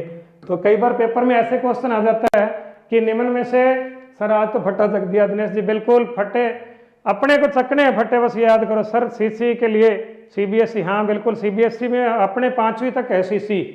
ये याद कर लो कि सीसी का कंसेप्ट राजस्थान में कक्षा 1 से 5 तक, 1 से 5 तक है, और 6 से 8 तक ग्रेडिंग सिस्टम, 6 से 8 तक ग्रेडिंग सिस्टम है। ये 2 बातें याद कर लो। 1 से 5 तक तो कंप्लीट सीसी। सर क्लास बहुत अच्छी है, धन्यवाद रमेश जी। एक तो याद कर लो 1ली से 5वीं तक तो सीसी, और 6ठी से 8वीं तक जो है वो है तो पुरानी पद्धति, लेकिन ग्रेडिंग दी जाती है, याद कर लो। तो आपके सामने पेपर में प्रश्न आ जाए कि सतत और व्यापक मूल्यांकन में व्यापक का अर्थ है बच्चे का सारा मूल्यांकन, जिसमें शारीरिक, मानसिक, सांवेगिक, सामाजिक सभी प्रकार की चीजें। एक एक बच्चा अगर 2-2, 3-3 ग्रुप में भी शेयर करेगा तो बहुत बच्चों को फायदा होगा। लाइव बढ़ाएं, शेयर बढ़ाएं भाई साथियों, और साथ ही जो 947 लाइक हैं इसको जल्दी से 1000 कर दें, तो मेरे पढ़ाने का, मेरा कंठ बिठाने का, मेरी मेहनत का हक आ जाए भाई। मुझे खुशी हो कि भाई बच्चों ने बहुत बढ़िया तरीके से मेरा मान किया, मेरा सम्मान किया। और आपका जो मतलब 1 भी मिनट बर्बाद नहीं होने दूंगा मैं, आपको अधिक से अधिक जो है लाभ दूंगा। अगला क्वेश्चन आपकी स्क्रीन पे। वाह सर मजा आ गया, तो मजा आ गया तो लाइक करते रहें साथियों। पीसी वर्मा जी, सरिता बंसल, पूरा टॉपिक अच्छे से समझ बिल्कुल आएगा। और भी मैं कोशिश करूंगा कि एक एक चीज बताऊं। रचनात्मक और योगात्मक आकलन का कुल मूल्य, ये तो ध्यान होगा भाई, रचनात्मक और योगात्मक का कुल मूल्य। कई बार हम ये कंफ्यूज हो जाते हैं, रचनात्मक कौन सा, ज्ञान की रचना, तो रचनात्मक को तो क्या कहते हैं, FA, और योगात्मक का मतलब कंप्लीट जो लास्ट में होता है पेपर के ऊपर, तो वो योगात्मक होता है। तो योगात्मक को क्या कहते हैं, समेटिव यानी SA। तो कंफ्यूज हो ना हो, FA और SA का क्रम पूछ रहे हैं, FA कितना और SA कितना, तो ये बताने की कोशिश करें। मेरे ख्याल से एक भी बच्चे का गलत नहीं होना चाहिए ये उत्तर जो है। हाँ, कुछ बच्चे उत्तर देने लगे हैं, गरिमा, अनिल, गुड गुड, शाबाश, बहुत बढ़िया। शांतिलाल प्रतापगढ़ से, दरियावद से आपका स्वागत है जी। 700 लोगों को लाइव लेकर आओ तो देखें भाई। हाँ, 701, बड़ा धन्यवाद आपका, बहुत बढ़िया। देखो एक दूसरे से ही हौसला है, कहते हैं ना कि भाई सिर्फ बातों से कुछ नहीं होता, पंखों से कुछ नहीं होता, हौसले की उड़ान होती है। सर जी वेरी नाइस, और नाइस कराता हूं मैं, 1000 पूरे कर दो लाइक। देखो FA और SA का क्रम पूछ रहा है कितना कितना, तो अभी अभी बताया था FA 40% और SA 60%। इसको समझाता हूँ थोड़ा सा, आपके बड़ा काम आने वाला क्वेश्चन है कि किस किस तरीके से FA और SA के परसेंटेज होते हैं, वो थोड़ा सा एक अपने याद करो। राजस्थान में क्या सिस्टम है, राजस्थान में किस तरह से है वो थोड़ा ध्यान करो कि एक FA अपने 10 नंबर का, और फिर दूसरा FA 10 नंबर का, और इसके ऊपर एक SA 30 नंबर का, तो ये कितना हो गया जी 50। और फिर एक FA फिर 10 नंबर का, फिर एक FA 10 नंबर का, और फिर उसके ऊपर एक SA 30 नंबर का, तो कितना हो गया 50। तो कुल मिला के जो 100 अंक हैं उसमें कितने FA हो गए, FA 1, FA 2, FA 3 और FA 4। तो FA कितने हो गए, FA हो गए 4, तो कितने नंबर के, 40 के। और SA कितने हो गए, 1 और 1 2, तो SA हो गए 2, कितने नंबर के, 30, और 30 से 60 नंबर के। तो इस तरीके से पेपर में प्रश्न आता है भाई, बड़ा इंपॉर्टेंट प्रश्न आता है। हाँ, लाइव कम नहीं करें, लाइव कम करने से हौसला कम होता है, लाइव कम नहीं करें, और लाइव कम करेंगे तो आपको भी नुकसान है। तो इसका उत्तर क्या है भाई, 40 और 60। तो याद कर लो राजस्थान में किस किस तरीके से FA कितने और SA कितने। शाबाश मेरे साथियों, मेरे प्यारे बच्चों, सर आपके चरण कहाँ हैं जी। बस परमात्मा करे सिलेक्शन हो जाए, फिर जरूर आपको दर्शन देंगे। हाँ, मजो आ गया गुरु जी। और देखें मोस्ट इंपॉर्टेंट क्वेश्चन आपके लिए आपकी स्क्रीन पे। अगला क्वेश्चन आ गया भी ब्लूम का, और मेरे ख्याल से सभी समझदार बच्चे हैं। ब्लूम ने मूल्यांकन के त्रिकोण में कौन सा पक्ष नहीं बताया, ज्ञानात्मक, कौशलात्मक, भावात्मक, क्रियात्मक। उत्तर तो किसी का गलत नहीं होगा, इतना मेरे को विश्वास है, उत्तर तो किसी का गलत नहीं होगा। हाँ, CC वही जो आपको बताया, NCERT तो सेंटर में, और राजस्थान के अंदर SCERT उदयपुर बनाती है। BS ब्लूम, आपको थोड़ा सा समझाना चाहता हूँ। BS ब्लूम की टैक्सोनॉमी, BS ब्लूम की टैक्सोनॉमी, इसमें 3 पक्ष हैं। ज्ञानात्मक उद्देश्य, ज्ञानात्मक उद्देश्य 1956 में किसने दिए थे, ब्लूम ने दिए थे, और ये सभी को याद होंगे, सभी को याद होंगे। ज्ञान अवबोध, ज्ञान अवबोध, ज्ञानोपयोग, उसके बाद विश्लेषण, विश्लेषण, संश्लेषण और मूल्यांकन। भाई बहुत इंपॉर्टेंट बात बता रहा हूँ। ब्लूम ने ज्ञानात्मक उद्देश्य कितने बताए, 6। पेपर में अंग्रेजी में क्वेश्चन आया था कि सबसे निम्न स्तरीय उद्देश्य कौन सा है। तो शुरुआत कहाँ से होती है, ज्ञान से। जो बच्चा बिल्कुल नहीं जानता, जिसको ये नहीं पता ABCD क्या होती है, तो सबसे पहले वो क्या करता है भाई, उसको ज्ञान होता है। जैसे मान लो बच्चे ने चिड़िया नहीं देखी, कौवा नहीं देखा, देखेगा तो उसको ज्ञान होगा। फिर उसने और पक्षी देखे तो अंतर करना आ गया, तुलना करनी आ गई, तो हाँ आपका सपना पूरा कर दिया, बहुत धन्यवाद, जुड़े रहें। फिर उसको बोध होगा, बोध में वो तुलना, अंतर, व्याख्या, विवरण करना सीख गया। याद कर लो, तुलना, अंतर, व्याख्या, विवरण करने लग जाए तो क्या कहलाता है, बोध। सीखे हुए ज्ञान का यूज करना आ जाए, घड़ी में टाइम देखना आ गया, बाट तोलने आ गए, किलो आधा किलो का अंतर करना आ गया, हाँ सपना पूरा कर दिया। धर्मपाल जी बड़ा शुक्रिया आपका, जुड़े रहें साथियों, और साथियों को जोड़ें तो बड़ी खुशी होगी। विश्लेषण का मतलब आपको बताया था, विश्लेषण का मतलब तथ्यों को अलग अलग करना। कोई घटना है, कोई तथ्य है, उसको बांट देना अलग अलग हिस्सों में, टुकड़ों में। और संश्लेषण का मतलब अलग अलग टुकड़ों को पुनः जोड़ देना, और सबसे इम्पोर्टेंट उद्देश्य है। हाँ, घुमा घुमा के घाघरों घुमा के पगा लगूँ। मोहित जी बहुत बढ़िया, शाबाश। मेरे प्यारे बच्चों, सूर्य नगरी से नमस्कार, बहुत बहुत आपको भी नमस्कार जी। अगला प्रश्न लेने से पहले मैं थोड़ा सा आपको बता दूं, ब्लूम के एक साथी थे कर्थवोल और एक साथी थे मसीहो। इन्होंने भावात्मक उद्देश्य दिए थे। भावात्मक उद्देश्य किसने दिए थे? कर्थवोल और मसीहो ने। याद कर लो, जो मसीहा होता है वो तो भावुक होता है, मसीहा तो भावुक होता है। और इसमें दो इंपॉर्टेंट बातें याद करो, जो अपने कहते हैं अभिवृत्ति एटीट्यूड और अभिरुचि अभिरुचि एप्टीट्यूड। ये दो फेमस उद्देश्य किसने दिए थे? कर्थवोल और मसीहो ने। और तीसरा पक्ष होता है जिसे कहते हैं क्रियात्मक या मनोगत्यात्मक। क्रियात्मक या मनोगत्यात्मक, अंग्रेजी में कहते हैं साइको मोटर। और ये दिए थे जी सिम्पसन ने, ये दिए थे सिम्पसन ने। साइको मोटर, मनोगत्यात्मक, मनोशारीरिक, और इसमें याद कर लो कौशल कौशल कौशल। तो इस प्रकार से बड़े इंपॉर्टेंट क्वेश्चन है जी। नमस्कार जी बुद्धराम जी। आप देखो एक बार फिर से 1956 में ब्लूम ने टैक्सोनॉमी दी। ज्ञानात्मक उद्देश्य ब्लूम ने दिए, ज्ञान, बोध, ज्ञानोपयोग, विश्लेषण, संश्लेषण, मूल्यांकन। कर्थवोल और मसीहो ने भावात्मक उद्देश्य दिए, जिनमें अभिवृत्ति और अभिरुचि बहुत ही प्रमुख है। और तीसरा क्रियात्मक उद्देश्य है जो सिम्पसन ने दिए, जिसमें कौशल प्रमुख है। एक बात और याद कर लो, रॉबर्ट मेगर ने ज्ञान, बोध, ज्ञानोपयोग, ये तीन तो ले लिए ब्लूम से। अभिवृत्ति और अभिरुचि ये दो ले लिए कर्थवोल और मसीहो से, और कौशल ले लिया सिम्पसन से। और इनको मिला के रॉबर्ट मेगर ने पाठ योजना में शामिल कर दिया। तो पेपर में आने वाला क्वेश्चन है कि भाई ब्लूम की टैक्सोनॉमी को पाठ योजना में शामिल किसने किया? बहुत ही इंपॉर्टेंट, बहुत दूर दूर से लाइव हैं, बिल्कुल भाई इंडिया बड़ा दूर दूर से सभी जुड़े हुए हैं, और इंडिया देश विविधताओं का है। तो इसमें भाई आप याद कर लो, इसमें कौन सा पक्ष नहीं है? ज्ञानात्मक भी है और भावात्मक भी है और क्रियात्मक भी है। कौशलात्मक लिखा हुआ नहीं आता। तो सभी का सही है, बिल्कुल। सर प्रणाम, एक्सेप्टेड करो जी। दिलीप जी आपको भी प्रणाम, नमस्कार। बहुत ही आप तरक्की करें थे, बहुत मजा किया। और ठाठ आजे पढ़ाई करने में जमा लोट लोट के पढ़ूँ। अरे वो टॉपिक इतनी मजाक वालों को नहीं, लेकिन कोशिश करनी है अपने को कि ज्ञान भी मिले और थोड़ा रोचकता भी रहे। बहुत बढ़िया मेरे साथियों, बहुत अच्छे से वाचिंग लाइव बढ़ा रहे हो आप। अपने साथियों को अधिक से अधिक जोड़ा करो, बहुत ही बढ़िया लग रहा है भाई। 750 पौने 800 तक पहुंचा दो, आनंद आ जाए क्लास का। और मैं और क्वेश्चन आपको दे रहा हूँ, most important question. BS Bloom के अनुसार मूल्यांकन की प्रक्रिया का सही पक्ष है, एक भी बच्चे का गलत ना हो। धर्मपाल जी हाँ बिल्कुल, थोड़ा टीबी से और साथी जुड़े हैं, हाँ जोड़ो साथियों। और मैं थोड़ा और जल्दी कराने की कोशिश करता हूँ। देखो इसमें उत्तर दीजिए, उत्तर दीजिए। आप देखो भाई ब्लूम की टैक्सोनॉमी, ब्लूम ने, आप सबको ध्यान है, मूल्यांकन का त्रिकोण दिया था। मूल्यांकन के त्रिकोण में 3 पक्ष बताए थे, 3 पक्ष।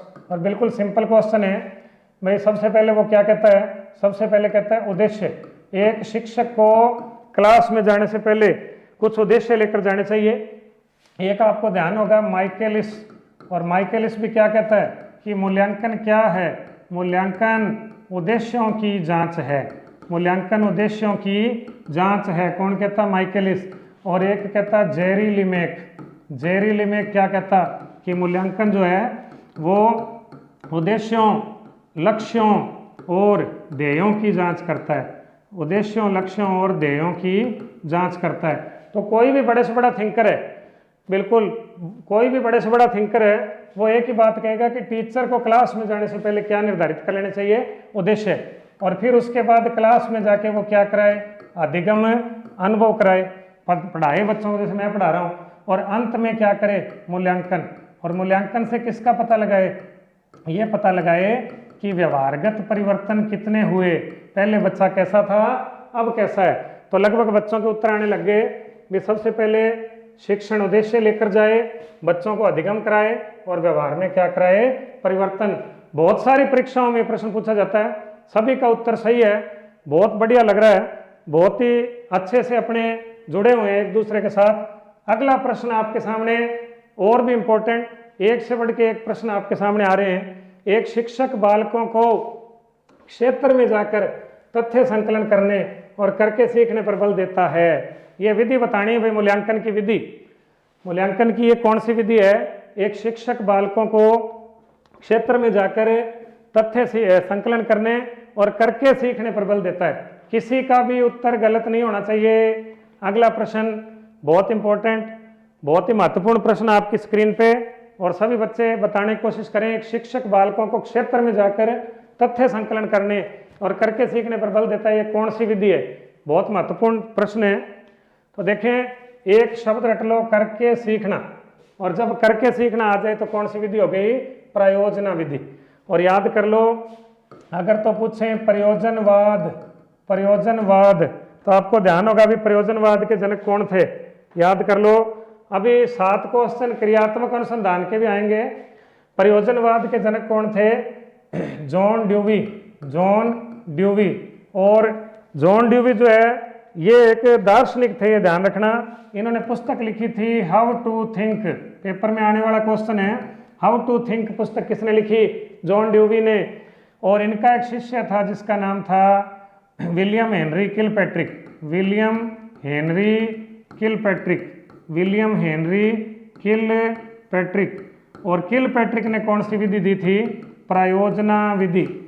प्रयोजना विधि अंग्रेजी में क्या कहते हैं? Project method, project method. याद कर लो, प्रयोजना करके सीखने पर आधारित है। एक तो इंपॉर्टेंट क्वेश्चन, परियोजना सामाजिक वातावरण में, सामाजिक वातावरण में ज्ञान सिखाती है, यह भी इंपॉर्टेंट है। एक विद्वान है बेलार्ड, बेलार्ड कहता कि जब विद्यालय को समाज में ले जाओ, यानी आप बच्चों को फील्ड में ले जाओ और यहाँ फिर समाज को कहाँ ले आओ?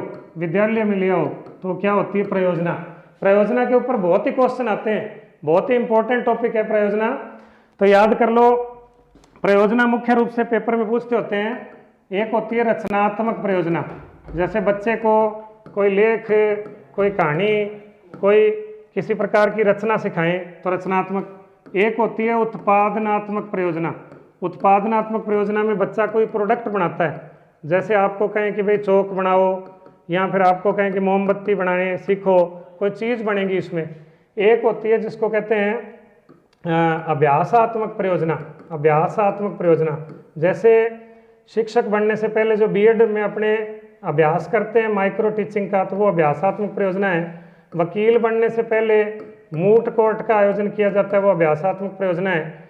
और इसी प्रकार एक प्रयोजना बड़ी महत्वपूर्ण होती है जिसको कहते हैं समस्यात्मक प्रयोजना, समस्यात्मक प्रयोजना। इसमें किसी सामाजिक समस्या पे, किसी आर्थिक समस्या पे, किसी पर्यावरणीय समस्या के ऊपर बच्चों के विचार लिए जाते हैं। विद्यार्थी बाड़मेर से हैं, सबकी ओर से 15 विद्यार्थी बाड़मेर से हैं। बहुत खुशी है बाड़मेर के साथियों, आपका भी सिलेक्शन हो। तो बहुत इंपॉर्टेंट आपके सामने टॉपिक चल रहा है।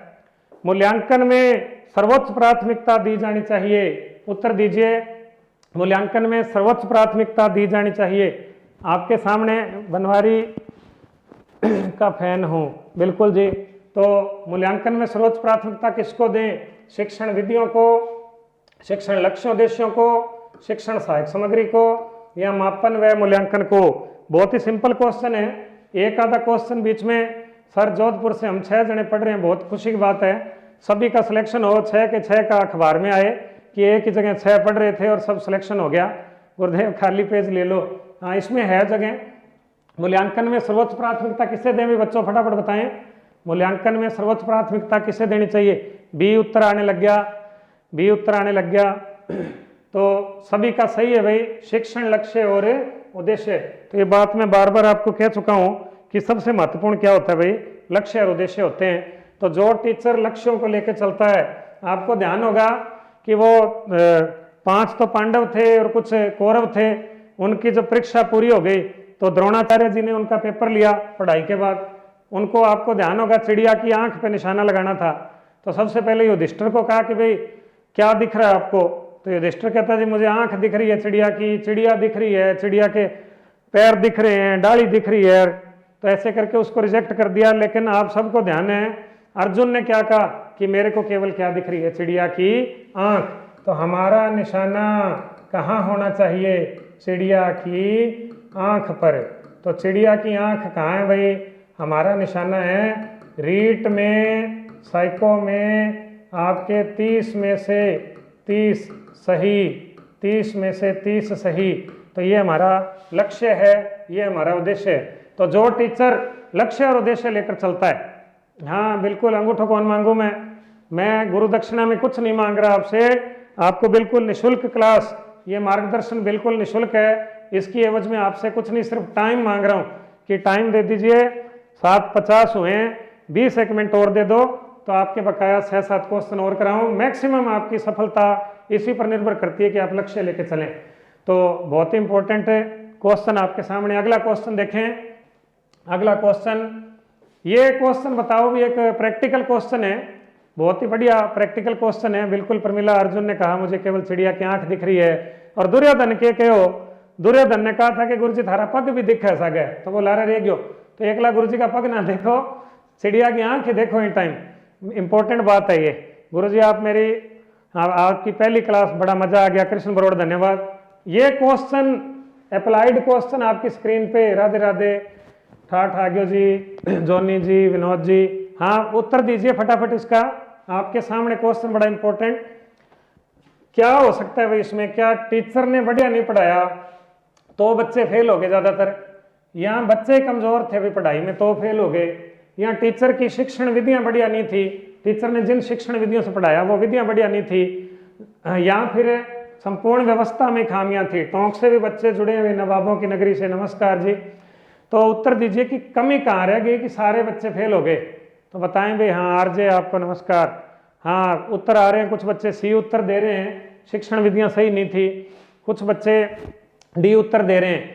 बहुत बढ़िया, आप लाइव आ गए हैं, लगभग 750 बच्चे इस टाइम क्लास को लाइव देख रहे हैं, और मेरा सपना है कि भाई कोशिश करके इसको आगे बढ़ाएं भाई, 800 850 बच्चे लाइव देखें और लाइक भी अधिक से अधिक करें।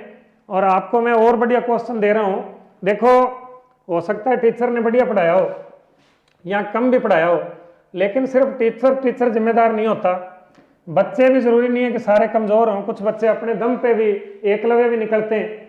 और शिक्षण विधियां चाहे कम हो चाहे ज्यादा हो, लेकिन ज्यादा प्रभाव नहीं डालती। सबसे ज्यादा बात है कि कमी सारी चीजों में रह गई। ये पेपर में आया था भी टेट में, बहुत ही इंपॉर्टेंट क्वेश्चन है कि पूरे सिस्टम में ही कमियां थी, पूरे सिस्टम में ही कमियां थी, यानी शिक्षण विधियों में भी कमी रही होगी, और इसी प्रकार टीचर में भी कमी रही होगी, कुछ बच्चों ने भी मेहनत कम की होगी। तो आपका उत्तर है भाई डी। बहुत बढ़िया जिन्होंने उत्तर दिया, शाबाश।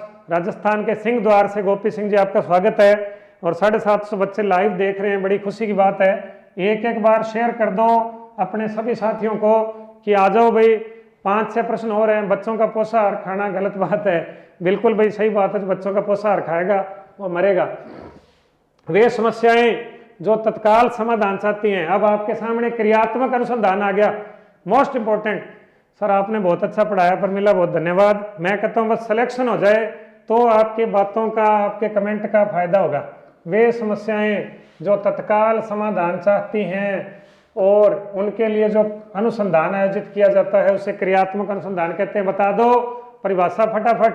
पिछली बार साइको में 26 प्रश्न सही हुए थे उत्कर्ष से, तो अच्छी बात है भाई, कहीं से भी पढ़ो, आपकी सिलेक्शन होना चाहिए। तो देखें इसमें क्या उत्तर है, कार्टलेविन, बंकिंघम, कोरे या मोली। बहुत इंपॉर्टेंट है, मैं आपको थोड़ा हिंट बना दूं, याद करो। देखो मोली जो है वो लड़की का नाम है, मोली लगता है ना भाई लड़की का नाम, लड़के का सा नहीं लगता। तो मोली किसका नाम लगता है, लड़की का। तो लड़कियां क्या कि बड़ी एक्टिव होती हैं, फटाफट उत्तर देती हैं, फटाफट बातें भी बड़ी फटाफट। जैसे दुकानदार के पास सब्जी वाले को आवाज मारी कि भैया सब्जी क्या रेट है, टमाटर क्या जी 40 रुपया किलो, क्या अच्छा तय बेचे आके 40 रुपये किलो, आग लगा रखी है रेटांगे। तो लड़कियां बड़ी बोलती हैं। तो याद करो मोली तो तत्काल बोली, मोली तो तत्काल बोली, मोली तो तत्काल बोली, तत्काल आज आ गया तो मोली, मोली तो तत्काल बोली। राम राम जी, मोली तो तत्काल बोली। इसी प्रकार कार्टलेविन के बारे में बस इतना याद कर लो, कार्टलेविन की यहाँ परिभाषा नहीं है, कर्ट लेविन ने स्मिथ के साथ मिलकर 1946 में सामाजिक अध्ययन में इस क्रियात्मक अनुसंधान का प्रयोग किया था। याद कर लो, कर्ट लेविन ने स्मिथ के साथ मिलकर 1946 में सामाजिक अनुसंधान, क्रियात्मक अनुसंधान किया था सामाजिक सब्जेक्ट में। और बकिंघम के बारे में याद कर लो कि बकिंघम के बारे में कुछ किताबें 1926 तो कुछ 1927 बताती हैं कि इन्होंने इस टाइम एक किताब लिखी थी रिसर्च फॉर टीचर्स। पुस्तक किसने लिखी थी? बकिंघम ने। कब लिखी थी? 1926 या 27 भी बताते कुछ। और कोरे के बारे में याद कर लो, कोरे ने कहा था कि क्रियात्मक अनुसंधान वैज्ञानिक ढंग से किया जाता है। वैज्ञानिक ढंग से की जाने वाली जांच वैज्ञानिक ढंग से की जाने वाली जांच क्या कहलाती है? क्रियात्मक अनुसंधान। और इसका रट्टा कैसे मारोगे? वैज्ञानिक शब्द आया, देखो वैज्ञानिक शब्द आया। और वैज्ञानिक जो यानी विज्ञान के स्टूडेंट होते हैं तो वो थोड़े बेचारे प्रैक्टिकल कम होते हैं, चुपचाप रहते हैं कमरे के अंदर। तो याद कर लो कि जो विज्ञान वाले वैज्ञानिक वो तो थोड़े कोरे होते हैं, थोड़े रूखे होते हैं। वैज्ञानिक तो थोड़े कोरे होते हैं। हाँ, राम राम जी, राम राम, सबको राम राम। रिद्धि जी राम राम, ऋषि जी राम राम, हाँ सबको राम राम जी। विनोद चौधरी अजमेर, बहुत बढ़िया पढ़ाते हो सर, बहुत धन्यवाद। तो हाँ, ज़्यादा से ज़्यादा भाई सब्सक्राइब करते रहा करो, इससे क्या टीचर का उत्साह डबल हो जाता है। 5-6 प्रश्न बड़े इंपॉर्टेंट क्रियात्मक अनुसंधान में जो मैं 5 प्रश्न लास्ट करा रहा हूँ, इन्हीं में से एक प्रश्न आ ही जाना भाई, ये मेरा विश्वास है। तो लाइक शेयर बढ़ाते रहे। इसके अलावा अभी 8:30 बजे जितेंद्र सर हिंदी व्याकरण की मेगा क्लास लेके आएंगे। इंपॉर्टेंट क्लास है, छोड़ेंगे नहीं भाई आप लोग। इसके अलावा ये नए बैच अपने 19 तारीख से कोचिंग पे ऑफलाइन शुरू हो रहे हैं, तो सभी साथियों को बताएं। वन रक्षक, पटवार, वनपाल, रीट SST, रीट लेवल 1 और रीट साइंस का तो रजिस्ट्रेशन की पट्टी चल रही है, रजिस्ट्रेशन कराते रहें भाई और साथियों को जोड़ें। गुलगुला खा लो, मन कुण खाओ गुलगुला तो देखा है कौन, बहुत दिन हो गया, मैं घना ही पड़ गया। तो याद कर लो भाई, मौली तो तत्काल बोली। अगला क्वेश्चन आपकी स्क्रीन पे मोस्ट इंपोर्टेंट क्वेश्चन आ रहे हैं। क्रियात्मक अनुसंधान शिक्षकों, निरीक्षकों और प्रशासन द्वारा अपने कार्यों की गुणात्मक उन्नति के लिए किया जाता है। इस प्रश्न का भी हिंट है बड़ा शानदार। आज तो साइको की गजब क्लास है, गैरी सिंह क्लास है, गजब ही होती है। ये टॉपिक भी खतरनाक है, आपको बार बार कह रहा हूँ, ये टॉपिक आपको 25 प्रश्न देगा। तो बताएं भाई, प्रलिका से प्रणाम, नमस्कार जी। ऑनलाइन करा देंगे विनोद जी, सारा कोर्स ऑनलाइन करा देंगे। तो बताएं भाई इसमें गुणात्मक उन्नति। तो गुणात्मक उन्नति को याद करने से पहले याद कर लो, कोलियर था जो, कोलियर के बारे में बता रहा हूं कि कोलियर ने सेना के क्षेत्र में, कोलियर ने सेना के क्षेत्र में यूएसए में द्वितीय विश्व युद्ध के समय, यूएसए में द्वितीय विश्व युद्ध के समय क्रियात्मक अनुसंधान का प्रयोग किया था। क्रियात्मक अनुसंधान का पेपर में पूछ लें, क्रियात्मक अनुसंधान का प्रयोग सेना के क्षेत्र में द्वितीय विश्व युद्ध में किसने किया? कोलियर ने। रिसर्च इन एजुकेशन की परिभाषा आती है कि उद्देश्यों को उत्तम प्रकार से हासिल करना ही क्रियात्मक अनुसंधान है। तो रिसर्च कैसे करना चाहिए? उत्तम प्रकार से। और पीछे बच गया जी CV गुड, और उत्तर है CV गुड। तो गुड को बना लो गुड़। गुड़ तो गुणकारी होता है, गुड़ तो बहुत ही गुणकारी होता है। तो याद कर लो कि जिसकी परिभाषा में लिखा है गुणात्मक उन्नति, तो वो कौन है भाई? CV good. जिसकी परिभाषा में लिखा है गुणात्मक उन्नति तो कौन है? CV good. आज तो छा गया खत्री जी। तो आप सभी बच्चों की देखो दुआएं हैं और मेरी आशीर्वाद आपके साथ है। तो CV गुड, गुणात्मक उन्नति। मोस्ट इंपोर्टेंट क्वेश्चन, बच्चे उत्तर दे रहे हैं बड़े जोर शोर से। सर जी गंगूवाड़ा विलेज से देख रहा हूँ, बहुत बढ़िया भाई, गंगूवाड़ा से अनिल जी, बड़ी खुशी की बात है। तो सभी बच्चे जुड़े रहे हैं। 3-4 प्रश्न और हैं। क्रियात्मक अनुसंधान का क्षेत्र नहीं है, ये इंपॉर्टेंट क्वेश्चन है, भी थोड़ा बता दूं।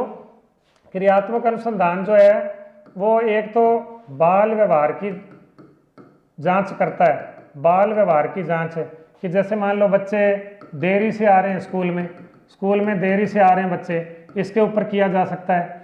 बच्चे गणित अंग्रेजी जैसे विषयों की क्लास से घबराते हैं, इसके ऊपर किया जा सकता है। बच्चे कक्षा में सो जाते हैं, नींद निकालते हैं, रोज ही सो जाते हैं, इसका मतलब क्रियात्मक अनुसंधान करके देखो कि कहीं टीचर बोर तो नहीं पढ़ाता। हाँ राम राम जी। इसी प्रकार बच्चों के अंदर आपस में झगड़े होते हैं, उसके ऊपर भी हो सकता है। दूसरा भाई इसने कहा पाठांतर क्रियाएं। पाठांतर क्रियाएं किसे कहते हैं? जैसे स्कूल में बच्चे खेल कूद में भाग नहीं ले रहे, या फिर सांस्कृतिक कार्यक्रम में भाग नहीं ले रहे, या बच्चे वाद विवाद में भाग नहीं ले रहे, या बच्चे भ्रमण के अंदर इंटरेस्ट नहीं ले रहे, इन चीज़ों में बच्चे रुचि नहीं ले रहे, इसके ऊपर भी किया जा सकता है कि कारण क्या है। या फिर एक इसमें दिया परीक्षण पद्धति कि बच्चों के नंबर कम आ रहे हैं पेपर में, तो क्या बात है, क्यों कम आ रहे हैं।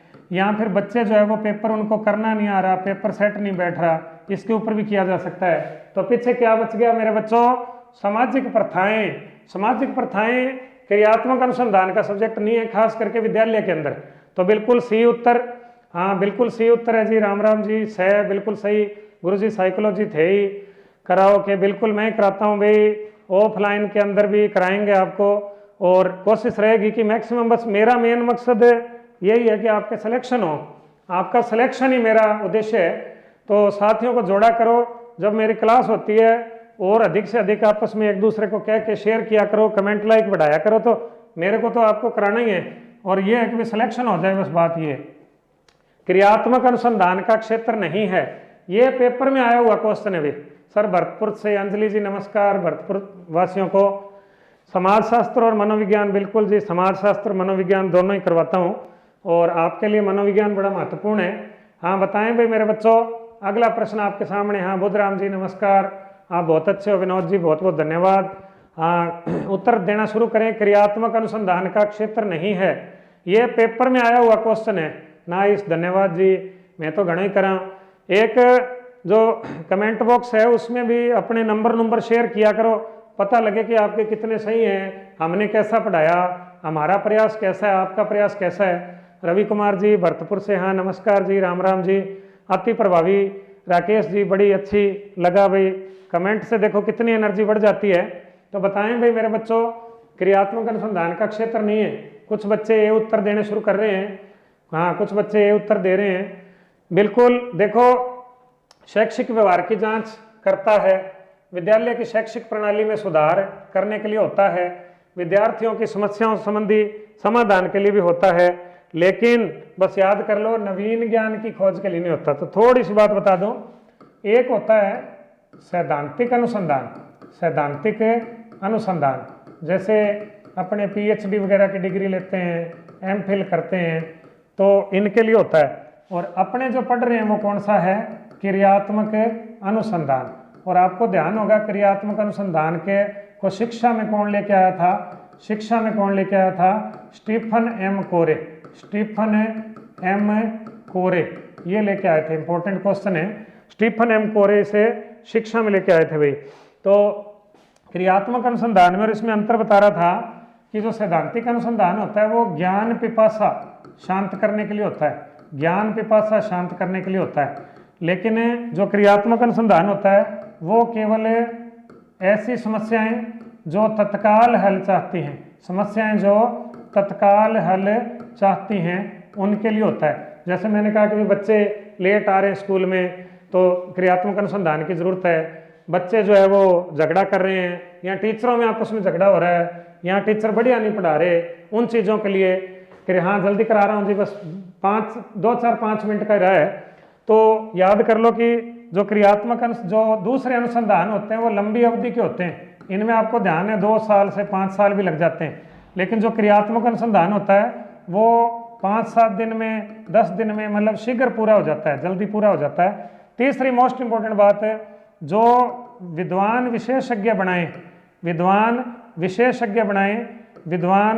लोग जो जिसको बनाएं वो तो होता है सैद्धांतिक अनुसंधान, लेकिन जो विद्यालय के शिक्षक ही करें, जिसको विद्यालय के शिक्षक स्वयं करें, वो होता है क्रियात्मक अनुसंधान। बहुत इंपॉर्टेंट है। बहुत ही बढ़िया काम कर रहे हो सर, बिल्कुल आपका कल्याण हो जाएगा, सबका परमात्मा आपकी सुन लेगा। तो याद कर लो, क्रियात्मक अनुसंधान नवीन ज्ञान की खोज नहीं करता, ये ध्यान रखना। अगला क्वेश्चन, कौन सा चरण, मोस्ट इंपोर्टेंट क्वेश्चन आपकी स्क्रीन पे, मोस्ट इंपोर्टेंट। हाँ, पाकिस्तान से राम राम। अनिल जी पाकिस्तान कहाँ पहुँच गए? खाना बनाना है बस। हाँ, तो 2-4 मिनट की बात है रोहित जी, खाना भी बना लेना। सर आपकी क्लास कितने बजे होगी? तो ध्यान कर लो, मेरी क्लास अगली क्लास जो है वो सोमवार को 6:30 बजे शाम को, और इसमें मैं आपको RT 2009 की सभी धाराएं याद करा दूंगा, सभी धाराएं याद कर लेंगे हम लोग। साथ में इसमें एक छोटा सा टॉपिक और है, NCF 2005, मोस्ट इंपोर्टेंट है। और देखें भाई, कौन सा चरण क्रियात्मक अनुसंधान को क्रियात्मक बनाता है? तो इसमें बस याद कर लो, क्रियान्वयन, यानी नाम ही जिसका क्रियात्मक है। जो किताब लिख के छोड़ दी और लाइब्रेरी में पढ़ी है वो तो सैद्धांतिक अनुसंधान है, जो किसी के काम नहीं आना, आ भी सकता है नहीं भी आ सकता। लेकिन जो क्रियात्मक अनुसंधान है वो क्रियान्वयन के लिए होता है, समस्या का कारण पता लगाया और उसको दूर करने के लिए होता है। तो ये बहुत ही इंपॉर्टेंट प्रश्न है, पेपर में आया हुआ प्रश्न है भाई। हाँ, लगभग सभी बच्चों का सही उत्तर है। पवन जी रत्नेवाड़ा से नमस्कार, बहुत खुशी हो रही है। अगला प्रश्न देखें, निम्न में से क्रियात्मक अनुसंधान के संदर्भ में असत्य है, असत्य बताना है। ये भी मोस्ट इंपोर्टेंट क्वेश्चन है आपके लिए, मोस्ट इंपोर्टेंट क्वेश्चन है। क्रियात्मक अनुसंधान में उपभोक्ता ही अनुसंधान करता है, समझ लो। उपभोक्ता कौन है? जैसे मान लो मेरा स्कूल है और मेरे स्कूल के अंदर कोई समस्या आ गई, तो मेरा स्कूल है तो उपभोक्ता कौन है? उपभोक्ता भी तो मैं ही हूँ, उपभोक्ता भी मैं ही हूँ। मेरे साथी शिक्षक हैं, मेरे साथी शिक्षक हैं। तो उपभोक्ता कौन होता है? जो जिसके ऊपर समस्या आती है तो वो स्वयं ही अनुसंधान करता है। याद कर लो, क्रियात्मक अनुसंधान कौन करता है? क्रियात्मक अनुसंधान वही करता है जिसको कोई समस्या आई है, तो उपभोक्ता ही अनुसंधान करता है, ठीक बात है। दूसरी बात, समस्या का हल शीघ्रता से होता है। अभी हम पढ़ रहे थे, मौली तो तत्काल बोली। मौली कहती कि जिसमें समस्या का हल कैसे निकल जाए, तत्काल। ये बात भी बिल्कुल सही है। और तीसरी बात, समस्या का हल अभ्यास में नहीं लाया जाता। तो आप लगभग सभी बच्चों के उत्तर सही हैं भाई, अभ्यास में तो लाते हैं ना, नाम ही जिसका क्रियात्मक है, नाम ही जिसका एक्शन रिसर्च है। तो एक्शन रिसर्च का मतलब क्या है कि तत्काल एक्शन लेना पड़ता है, कि भाई समस्या का कारण पता लग गया और उस पर क्या ले लो, तत्काल एक्शन ले लो। भूगोल में एटलस चलाना, बच्चे को नक्शा देखना नहीं आता, ग्लोब देखना नहीं आता, तो ये भी समस्या है। तो आपका उत्तर सही है, बिल्कुल सही। मेरे विद्वान बच्चों, बहुत ही मेहनत कर रहे हो आप, और परमात्मा आपकी मेहनत को फल लगाए, आपको सिलेक्शन हो आपका। और अंतिम प्रश्न आपके सामने, कौन सी समस्या क्रियात्मक अनुसंधान हेतु उचित नहीं है? बता दो तो। और ये बता के और फिर सोमवार को अगली क्लास में अपने जब मिलेंगे तो एक शानदार टॉपिक RT का लेके, और मैक्सिमम आपको RT की धाराएं याद कराने की कोशिश करूंगा। आपने बड़ा हौसला बढ़ाया है, बहुत ही आपने क्लास के अंदर बहुत जोर शोर से साथ दिया, बहुत सारे लाइक शेयर किए, तो बड़ी खुशी हो रही है। कौन सी समस्या क्रियात्मक अनुसंधान में नहीं होती? उसके बाद मेरी क्लास के बाद जो है वो क्लास है अपने जितेंद्र जी की, हिंदी की, व्याकरण की। और सब्सक्राइबर बढ़ाएं, मैक्सिमम सब्सक्राइबर बढ़ाया करो, साथियों को कहा करो क्लास में जुड़ें। 5वीं कक्षा के विद्यार्थियों का लेख सुधार बिल्कुल है, 7वीं कक्षा के गणित संबंधी समस्या का समाधान बिल्कुल है, भूगोल में बच्चे को नक्शा नहीं देखना आता बिल्कुल है, कंप्यूटर का परंपरागत शिक्षा पर प्रभाव, ये सैद्धांतिक है, ये सैद्धांतिक है। तो ये इसका उत्तर है। बहुत बढ़िया, आज आपने साथ दिया, और मैक्सिमम कोशिश करेंगे आपको अधिक से अधिक कराएं, अधिक से अधिक आपको राम राम जी, अधिक से अधिक अगली क्लास में कराएंगे, और उससे अगली क्लास में एक बड़ा टेस्ट लेंगे आपका पूरे सिलेबस का। तो जुड़े रहें और साथ इसी प्रकार देते रहें। सबको नमस्कार, सबको शुभकामनाएं, और मेहनत करो, तरक्की करो। दुनिया की कोई ताकत आपको जो है सिलेक्शन से रोक नहीं सकती। बहुत बहुत धन्यवाद, शुभ रात्रि।